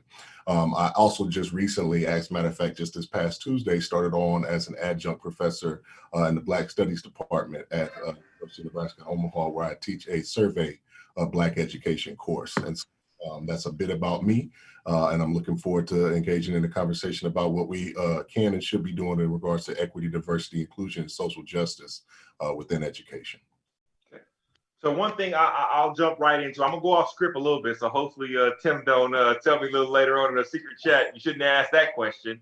But I have a good question that came from a member actually that's on the participant list. And I wanna ask that question.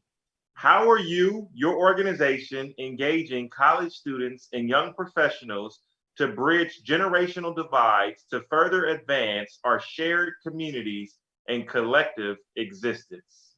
Wow. That's a powerful question. I'm gonna say it again just to make sure everyone understands.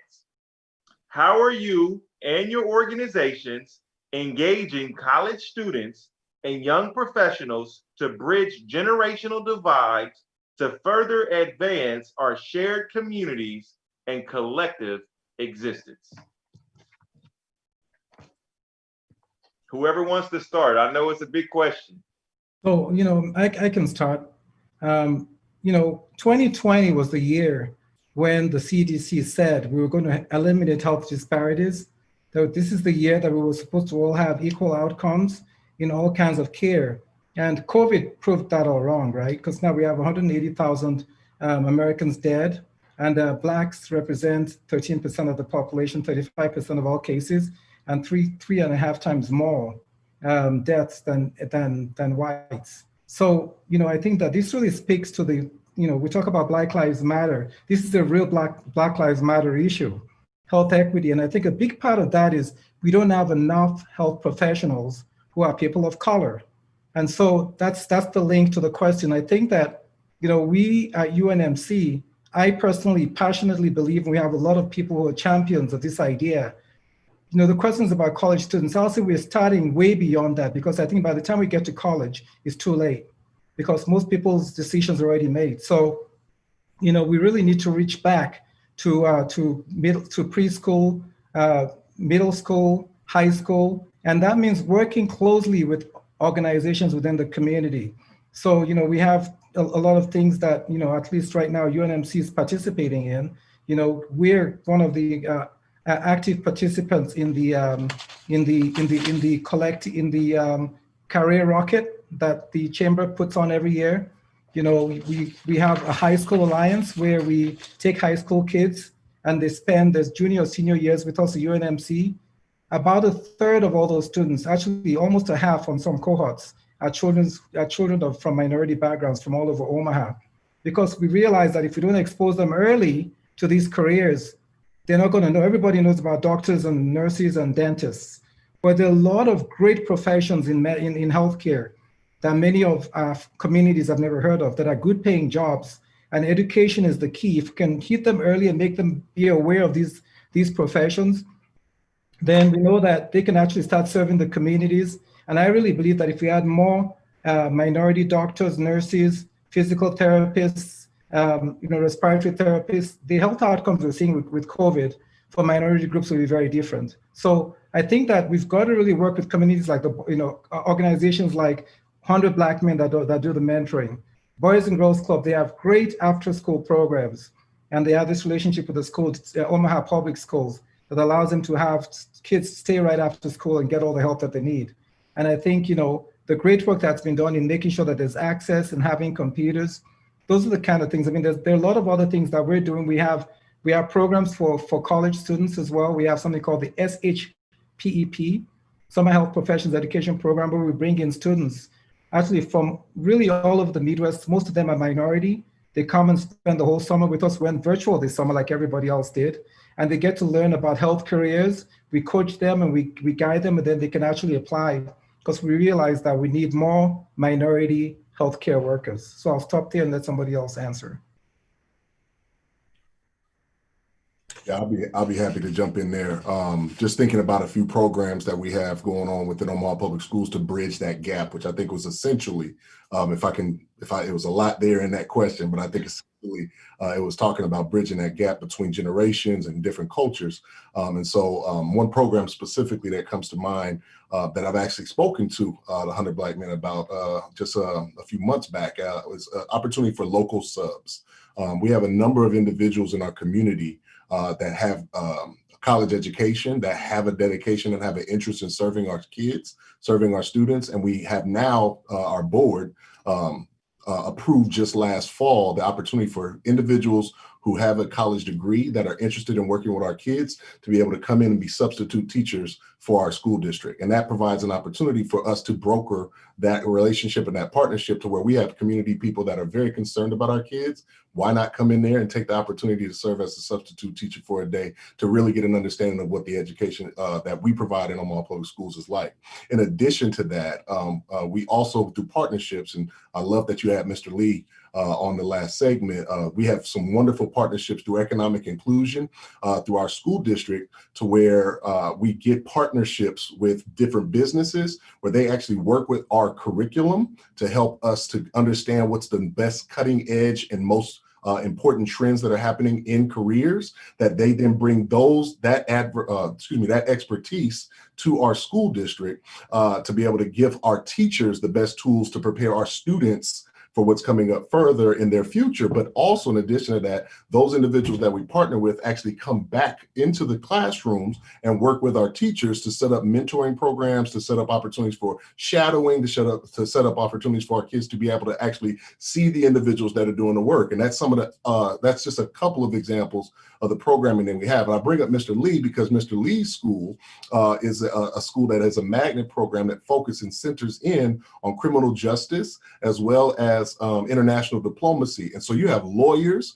you have police officers, you have firefighters, you have a number of individuals that are connected to that school's magnet program through professions that tie into that program and that academy that are helping to support our students to be able to see what the future that will look like for them by seeing people that are in those actual roles. And so as you talk about bridging that gap and making it so that the current, I don't want to say older generation, but let's say seasoned or experienced individuals in these different career fields have an opportunity to meet and work with our students to create some type of inspiration or aspiration for them as they can see themselves moving forward. There's another program that I think I'm going to get to a little bit later, if I remember the questioning lineup, about how we're also looking to bridge that gap from our students that want to become educators. But I'll talk to that a little bit later on. And probably just to segment into that, Barry, in terms of just when we look at diversity and inclusion,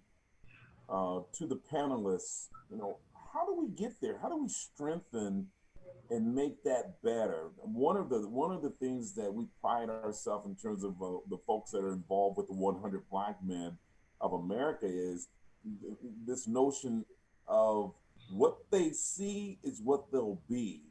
And we have to figure out a way to put more people that look like them in front of them, counselors, administrators, teachers. Let's talk about that a little bit. How do we get there? That's a great question, Tim. What I would say is like you said, the students have to see people who look like them.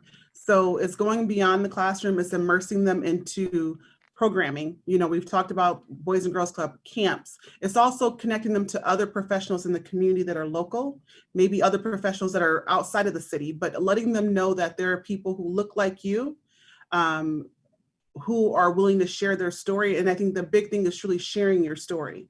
I enjoy working in higher education because you don't necessarily see a lot of people of color and sometimes women of color in certain areas. And so I enjoy being there. I enjoy talking to people and talking about, you know, when I thought about dropping out of school, right? When I suffer from imposter syndrome, I am no different than any other person, right?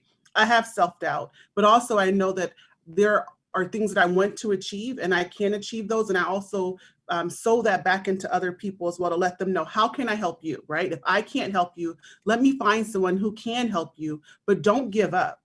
Don't stop, like keep moving forward. You know, don't be afraid to break the ceiling. I just read this on Instagram. It said, some people will impose their own ceilings and want you to sit with them. Wow. And so they're uncomfortable with change and they want you to sit with them because they don't want to do anything differently.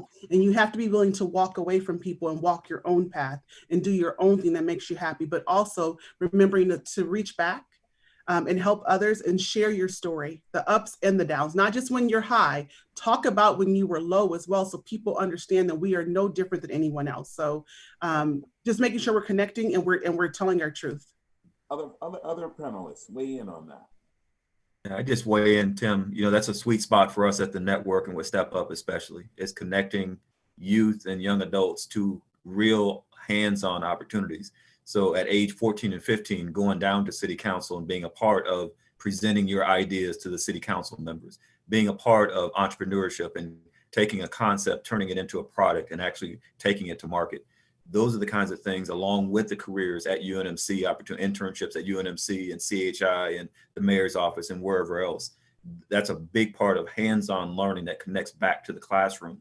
The other question that Richard and both of you kind of connected on is, we have entities, organizations that are now looking at scorecards. How does their board look? How does their senior leadership team look?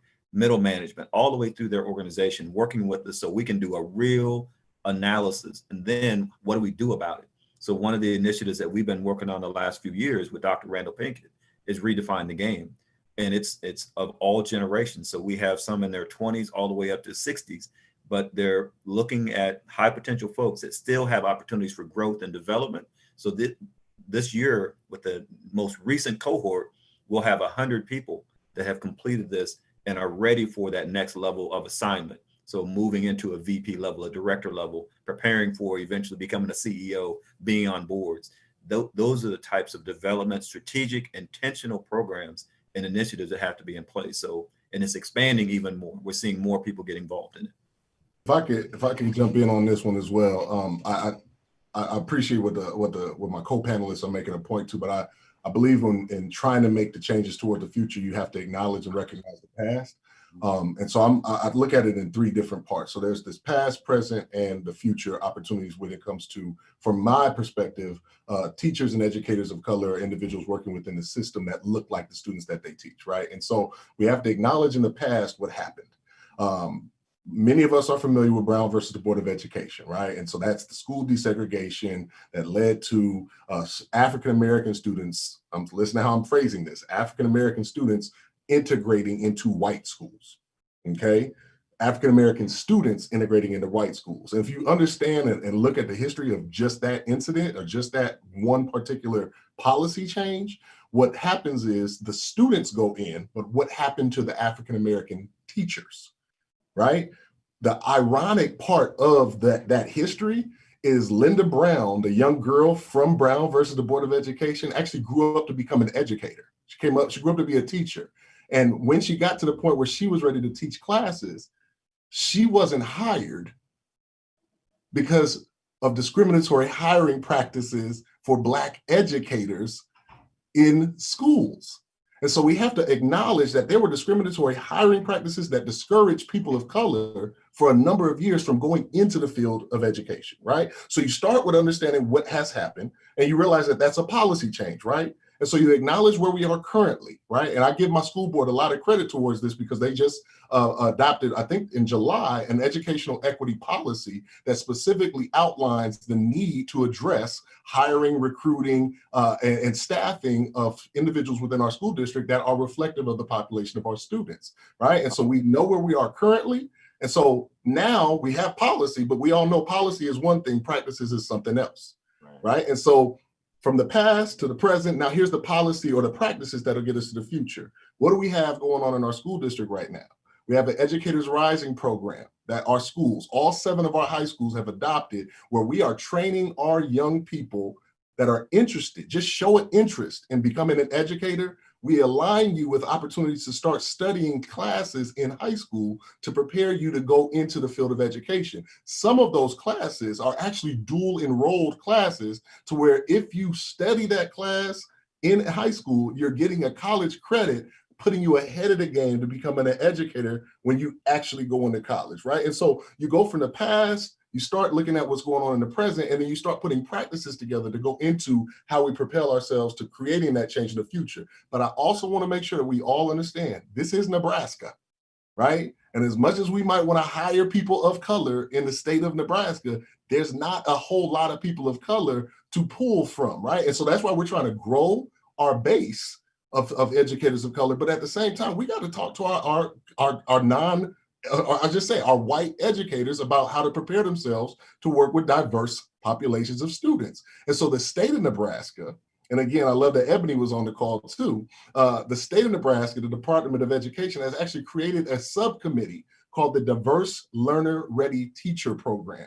And that whole subcommittee within the Department of Education is squarely focused on working with all of our future educators on how to prepare them, again, going back to the first question about how to bridge that divide culturally to prepare them to work in these settings in urban areas and diverse platforms so that our students do not suffer from that lack of cultural continuity with the individuals in front of the classroom. So there's a lot of things that are at play, but understanding where we were in the past, where we are today, and then planning for making those changes in the future is a big focus of what we need to have as a part of that conversation.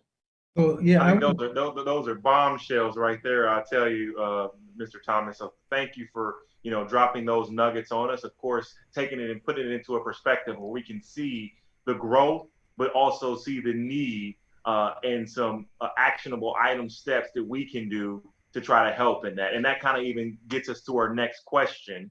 The African proverb has always stated, it takes a village to raise a child. And when we're thinking from your perspective, how has COVID-19 changed the way people examine that child, that teen, and that adult education? And how can the Black community specifically adjust to this change so that we can continuously roll out that African proverb that the village is raising that child? It's interesting, Richard. I was actually going to use that proverb earlier. Oh, look, great minds think alike. Well, as I look around at the panelists and I think about all the people that are represented here, we have 100 Black Men, we have Empowerment Network, 100 Boys and Girls Club, and we have Metro Community College, etc., UNO.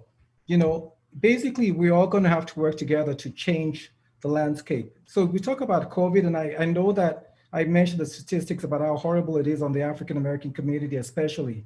But one thing that, and I think one of the panelists mentioned it earlier, is that there are a lot of silver linings here. If we can actually figure out a way to get, opportunities for every single kid in the African-American community to understand how to, use remote learning, to use the internet, to be able to learn online, that opens the whole world to them. I mean, that in a way, if we can, You know, if we can get all kids learning how to learn online, I'm not suggesting that that's the only way they learn, but if they learn how to effectively learn online, that's a leveling field right there, because they're going to have access to basically the same thing to kids who are obviously, you know, in fancy schools. Now there are a lot more tools online than there ever was. There are a lot of open source materials. You know, we have the Khan Academy. For those of you who may be familiar with the Khan Academy, right? What a great resource for kids who have the opportunity to use that. There are a lot of other open type of learning tools like that for kids to really go online and be able to be taught, but they're going to need the support. They're going to need mentoring. They're going to need to see people like you and I who can sort of be willing to answer questions and help them. I think, you know, all of the different organizations here, showing them how to do this within our organizations. I know the 100 does that. I know, you know, Boys and Girls Club does that. They have specific people who teach kids how to use computers. And actually during this COVID, you know, 100 Black Men also gave, I know every single device that they had was given to kids so that they could continue to learn while they were home. They were one of the first organizations that I'm aware of that actually made the decision to do that. So I think that that's one of the things we've got to look at is everybody, all of us, you know, how are we doing with mentoring? You know, I agree 100% that, you know, I've seen a lot of kids who tell me that they didn't know that they could actually be doctors until they met me. I interview a lot of kids who come to a lot of our health professionals who tell me that the first exposure they ever had to health profession was watching Dr. Huxtable on TV. You know, so role models do matter. And I think we all have a role to helping, especially working together with, you know, different of all the organizations that are represented here tonight.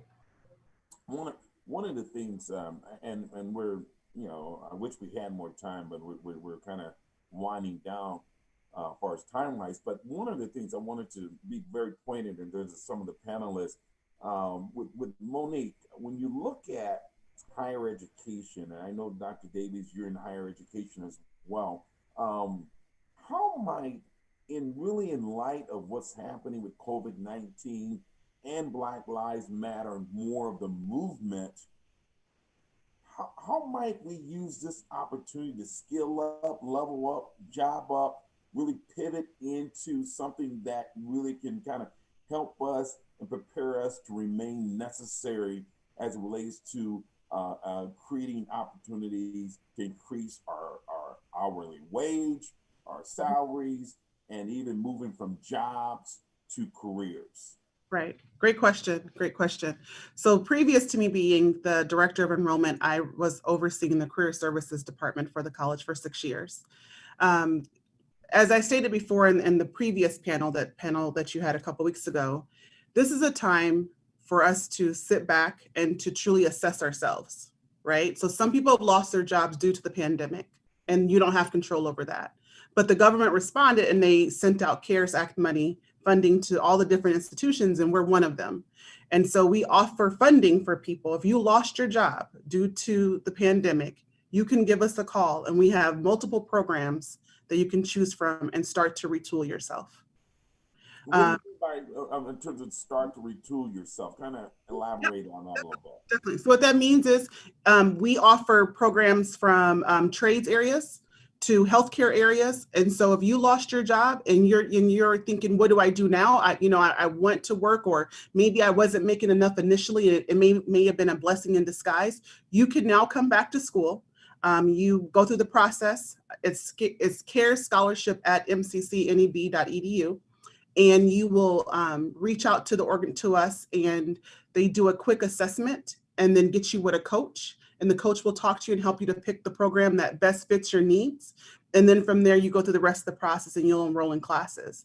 And it's paid for, which is great. So you're not going into debt. It's like a $1,100 scholarship, plus I think there's opportunities to help them with books as well. Yes, yes. So that's one option. That doesn't mean that only people who lost their jobs can come to MCC. It's any person. We have tons of scholarship money. We have tons of programs. We start classes on September 8th.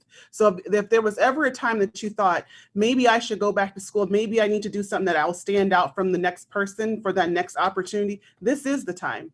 This is the time to truly focus on building yourself and making sure that Whatever door comes next, you can walk through it and no one will say, wait, but you don't have X, Y, and Z. This is the time to do it. This is the time to retool as far as education, but also there still are companies that are hiring. So again, making sure you're connecting with your networks. And again, asking for introductions, right? If Richard knows someone that I don't know, I don't have an issue with reaching out to Richard and saying, Richard, can you introduce me to X, Y, and Z? Ask. Because no one can help you if you don't ask. You have to ask the question. You have to tell people what your dreams are. That's one thing I always sold into my own son, is tell people what you want to do. The more you tell people, the more they can connect you. And when he was 15, Eric Ewing was at 100 Black Men at the time and went to a banquet and was talking to an architect, and they were looking for an intern. And from that conversation, because my son said, I have an interest in architecture, my son started working at Alley Pointer at 15, and he did that for 3 years before starting the KU graduate program for a master's in architecture. Again, a field where there's very few people of color. But again, I taught him, tell people what you want to do and they will connect you. But if you hold that, no one can help you. Right. So always making sure that you're asking for introduction, that you're telling people what you would like to do, and knowing that, again, we will help. I'm here to help. All of us on this panel are here to help. Before us, I mean, everyone spoke it. Also remembering that our children watch us at all times. Children are a blank slate. So whatever you do, they're paying attention to you. Good, bad, or in between, they pick up on every single thing. So again, earlier, I believe it was Mr. Banks who said, it's more than just telling your kids to go to school. Are they going to school just to memorize things? Are you actually teaching them how to critically think, how to apply outside the box? Again, they're going to school, but what are you doing? I had my son, I was pregnant with my son in college, and I thought about dropping out. And I remember my mom said to me, if you were not pregnant, Monique, what were you going to do? And I said, Mom, I was going to graduate. She said, okay, then go ahead and graduate.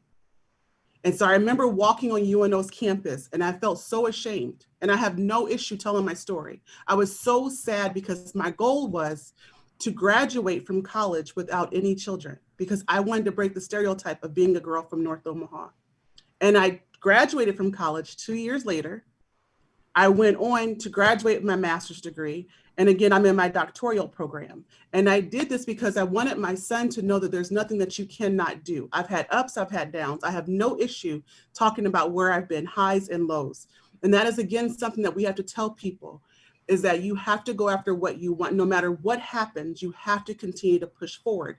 I love what I do.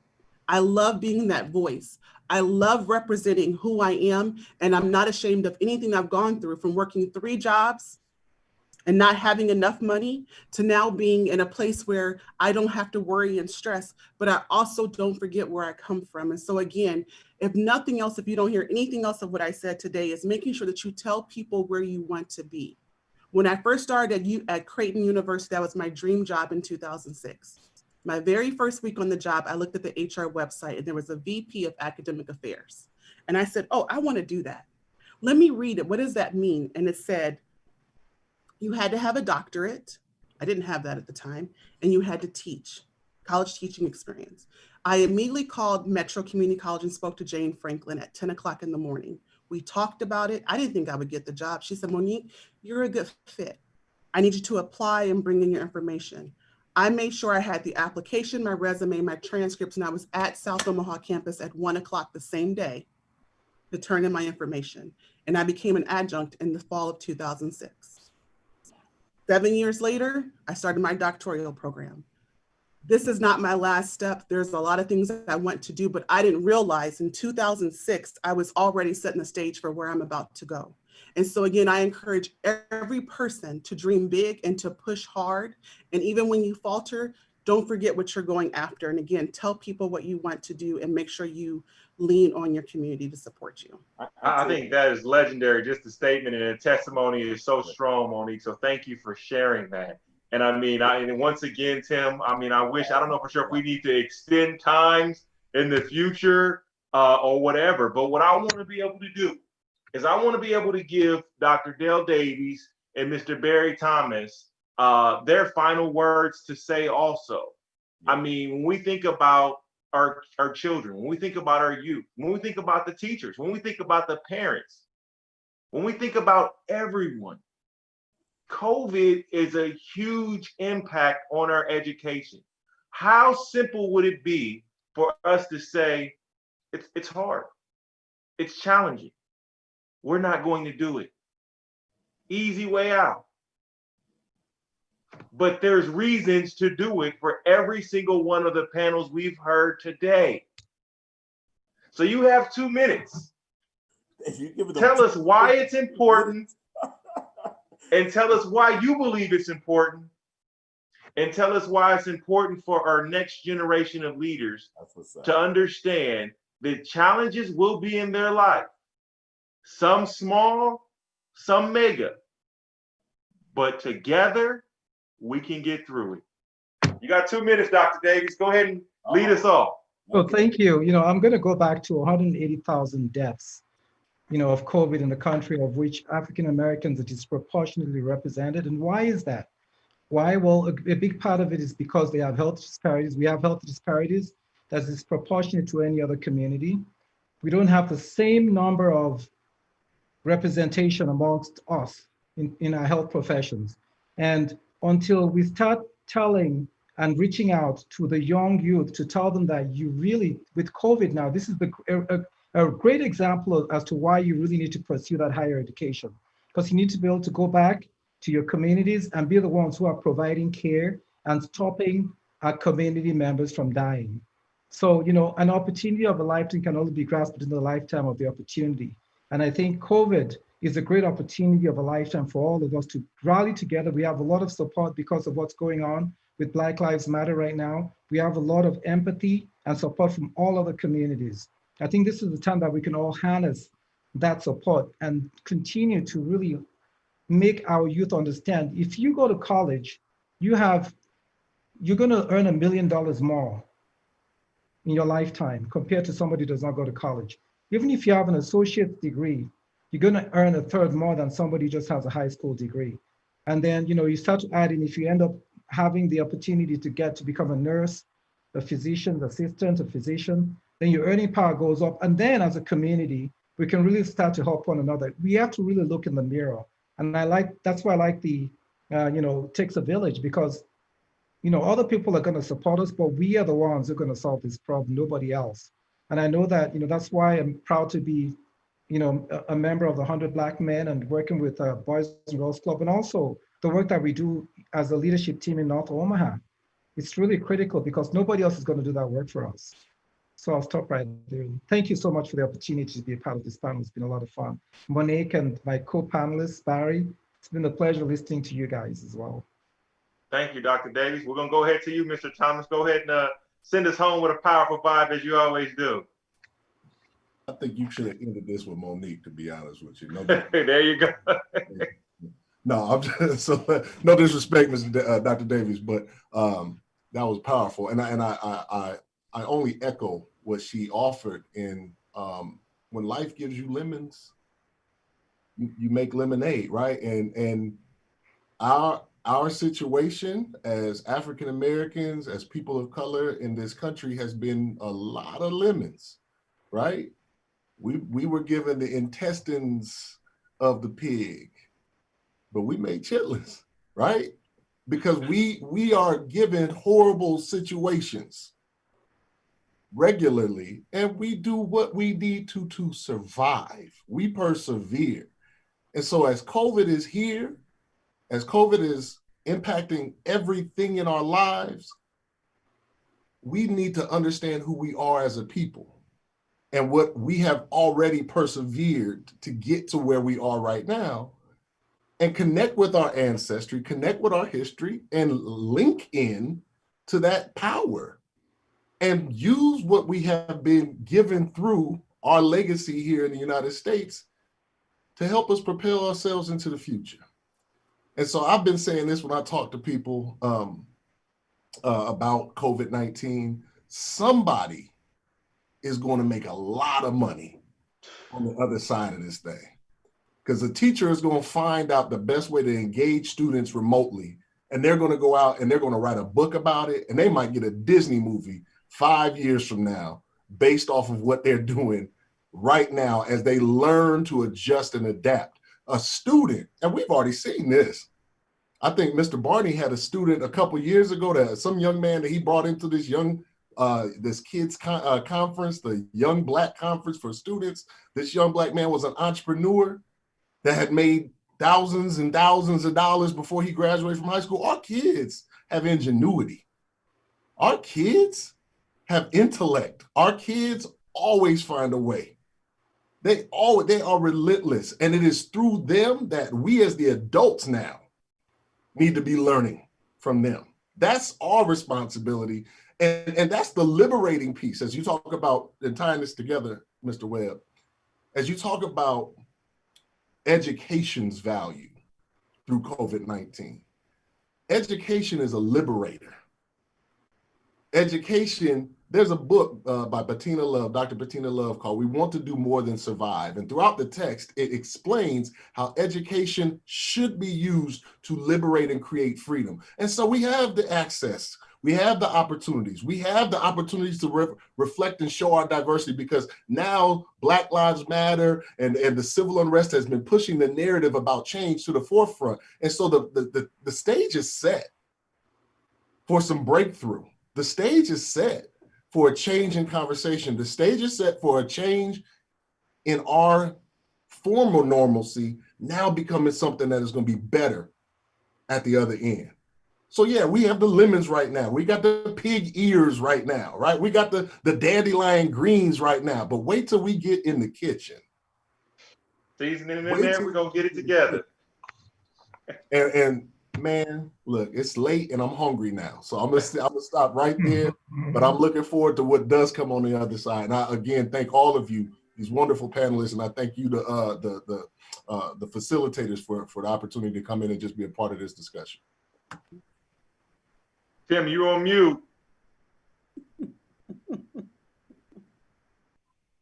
gonna say I am so happy that we're recording this. There's been so many profound, heart-wrenching statements, and I just appreciate you guys taking time. Go ahead, Richard. Go ahead and wrap up, and I'll go ahead and close up with some thank yous and really just kind of what's next. So, Richard, go ahead and you gave everybody 2 minutes. I'm gonna give you 1 minute. So my 1 minute is I'm a coach. I know you're long-winded. I know you can take 2 minutes and turn it into 5, but go ahead and do your thing, my man. Well, I'm thankful to be here hosting, and thank you for having us to host, and thank you for allowing our chairman of our national organization, Chairman Dorch, to come on and speak about just not only what the chapter here turning 25 years this year is doing, but of course what all 100 chapters throughout the country are doing. And I mean, when we started this conversation, this town hall, we made it very clear. This was not a time to come and grip and grape and, complain. This was a time to have thought-provoking leaders that are professionals in their professional career. They're experts in their career to bring knowledgeable situations and things that we can do as people, as parents, as fathers, as mothers, as students, as mentees, as brothers and sisters, to really highlight how important education and advocacy for education and the growth of education. And like my brother Barry said, understanding how you receive lemons and how you make lemonade. How your perspective in any direction that you go in is determined by your mindset. We have been dealt with a lot of negative situations in 2020. But together, when we unify, together, when we believe, we can achieve. And that's what we need to focus on when we're talking about all of these leaders that have dropped nuggets on us today. Let's move forward. Let's think positive. Let's sow positive seeds, and we will reap major harvest. Right on, right on. Thank you so much, Richard. Hey, just before is Willie Barney still on? But one of the, hopefully he can put it in our chat. The whole movement of the transformation Omaha. There's some things that's happening right now that it's going to take collective movement and participation from all of us. One of the things we're seeking is more resources to go to community impact from the city budget. And it really is not a movement to look at defunding police. It's a movement to really look at funding and putting priorities in terms of resources to help strengthen our resolve in terms of community police relations. So we want to pay attention to that. In September, we're going to be focusing on economic empowerment. And so we have some speakers on the panelists that will build around the whole thing of starting your business, increasing your credit scores and things like that. Also, we're going to focus on the social determinants of health. We have to look at the root causes of really what is happening with mental health and preconditioned medical conditions and all those kind of things. So we're going to be focusing on some of those topics. But I do want, with this being education focused, I too want to take the time and say thank you to all of our teachers, all of the support staff, our administrators, the leadership. We have Ricky Smith is was one of the participants, one of the school board members. Thank the board members for their leadership. And you just don't get this done by yourself. And then higher education, UNO, all the Nebraska university systems. This is hard work. We're asking them to pivot and do something in terms of that just no one could foreseen happening to us. And so for that, I just really want to say thank you. And we see you. We see you, and don't feel that you all alone. That's what that village is all about. It takes a child to raise a village. And that's why Boys Club, Avenue Scholars, the work that they're doing, North Star, Family Housing, Urban League, Black Men United, 100 Black Men. It's so many organizations out there that are doing their part too, to have impact during these most challenging times. So I want to say thank you to all of them, and my hat off to the leadership in terms of that's making that happen. I also want to take this time. You see, it's the behind the scenes where all of this stuff is happening. I do want to thank Jessica Clark. She's my daughter. She's kind of like the producer of the show, and I really want to thank her. I want to thank Raheem Sanders and for really for his innovation and the work that he has been putting in to make this happen. He has a natural drink called Cleanse, and I tell you, I would say it's the essential ingredients in terms of life with vegetables and fruits and all that good stuff. So I want to give a plug out to my man Raheem Sanders, and really part of this whole economic thing is how do we support businesses, small businesses and Black businesses as we move forward and be more intentional about that.